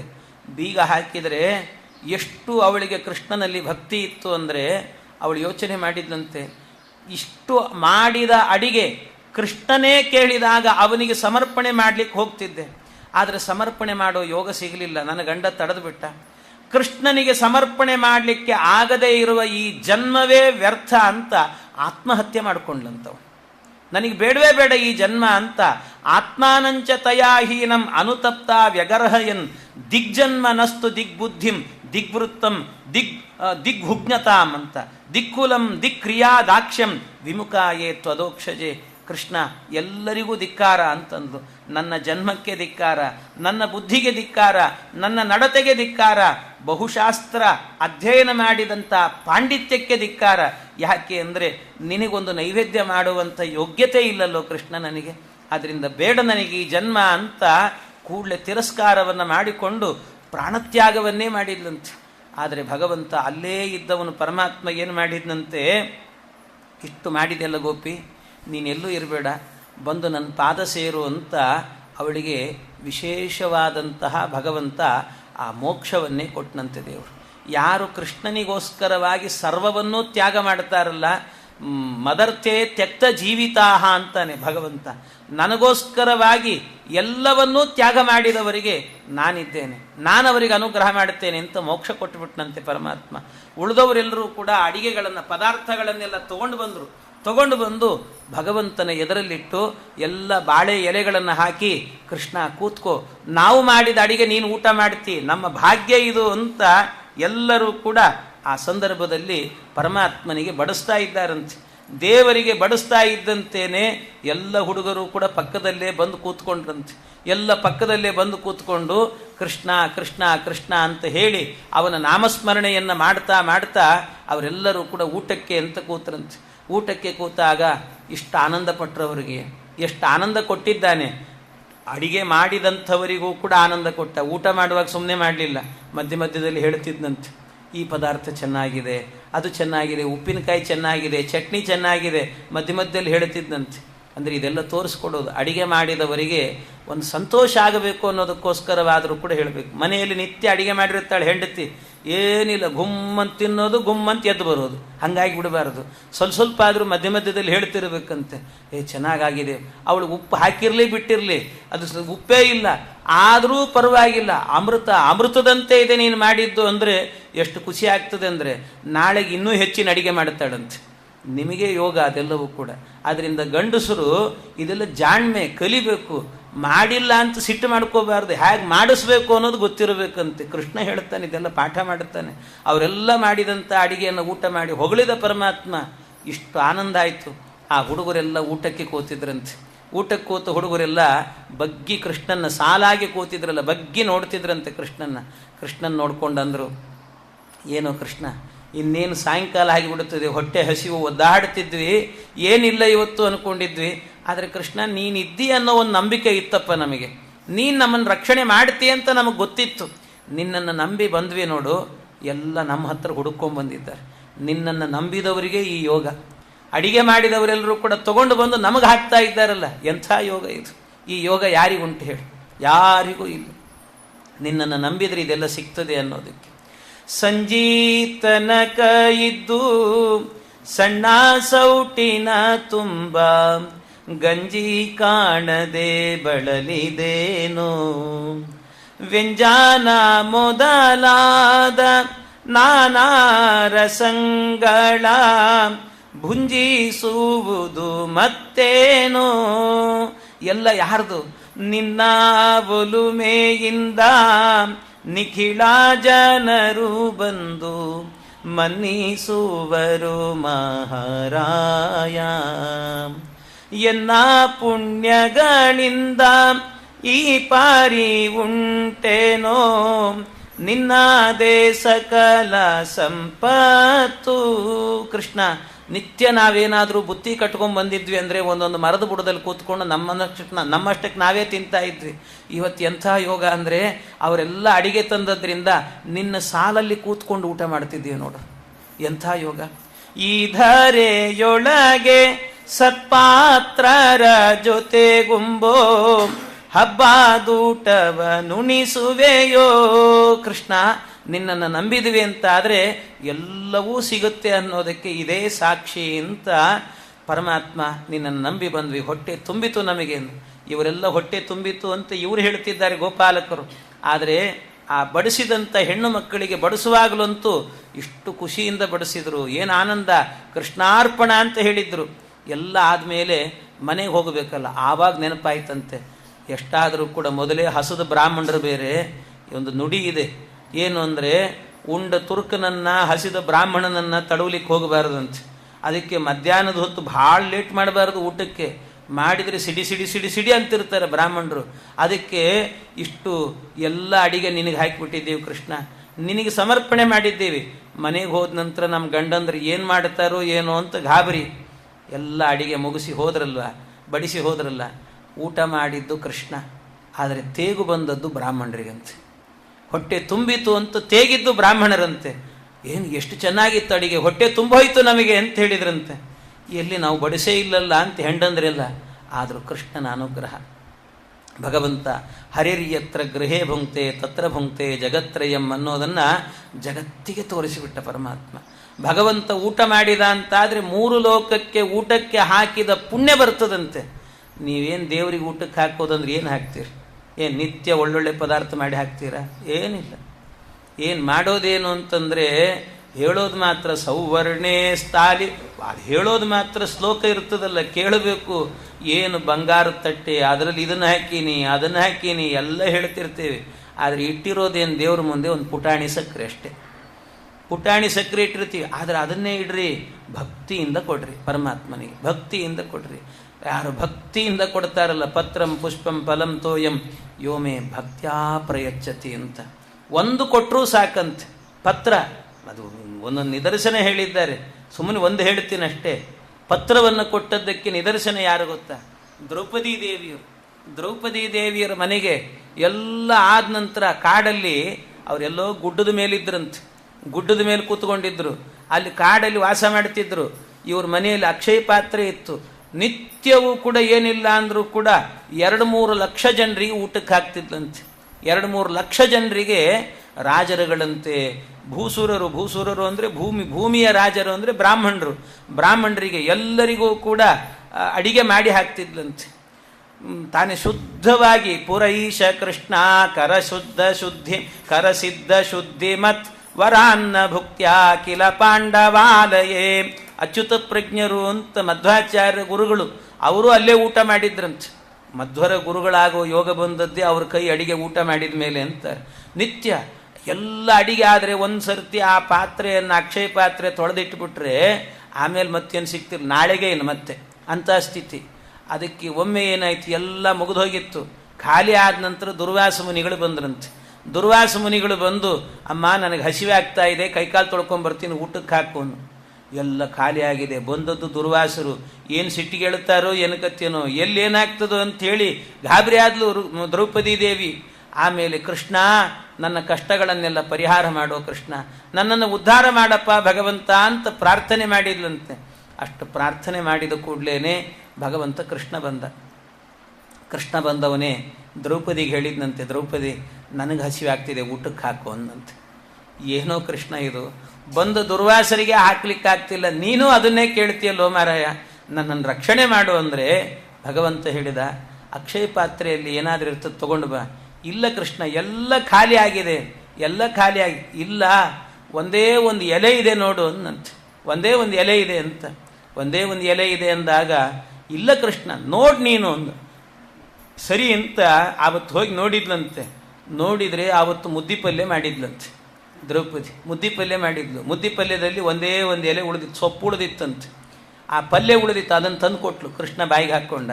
ಕೃಷ್ಣ ತಿಂದು ಕೂಡಲೇ ತೇಗು ಬಂದದ್ದು ದುರ್ವಾಸ ಮುನಿಗಳು. ಹೊಟ್ಟೆ ತುಂಬಿತು ಅಂದ್ರಂತೆ. ದುರ್ವಾಸ ಮುನಿಗಳು ಹೇಳಿದ್ರಂತೆ. ಅದಕ್ಕೆ ಇದೇನು ಪುರಾಣದಲ್ಲಿಲ್ಲ, ಸುಮ್ಮನೆ ನಮ್ಮ ಗುರುಗಳು ತಮಾಷೆ ಮಾಡೋರು. ಅದಕ್ಕೆ ಹೇಳ್ತೀನಿ ಅಷ್ಟೇ.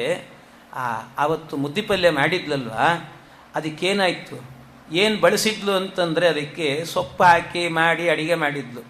ಅದು ಏನು ಸೊಪ್ಪು ಎಲ್ಲೋ ಅಂಗಡಿಗೆ ಹೋಗಿ ತಂದಿದ್ದಲ್ಲ, ಇವ್ರು ಯಾವುದೋ ಗುಡ್ಡದ ಮೇಲೆ ಇದ್ರಂತೆ, ಬೆಟ್ಟದ ಮೇಲೆ.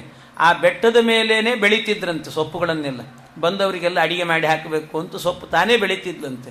ಬೆಳೆದು ಅದನ್ನೆಲ್ಲ ಹೆಚ್ಚಿ ಮಾಡಿ ಮುದ್ದಿಪಲ್ಯ ಮಾಡಿಟ್ಟಿದ್ಲಂತೆ. ಅದು ಬಂದದ್ದು ಯಾರು? ಭೂಸುರರು. ಭೂಸುರರು ಅಂದ್ರೆ ಏನು? ಬ್ರಾಹ್ಮಣರು. ಅಂದರೆ ಭೂಸುರ ಅಂತಂದರೆ ಭೂಮಿಗೆ ರಾಜರು ಅಂತ. ಭೂಮಿ ರಾಜರು ಯಾರು? ಬ್ರಾಹ್ಮಣರು.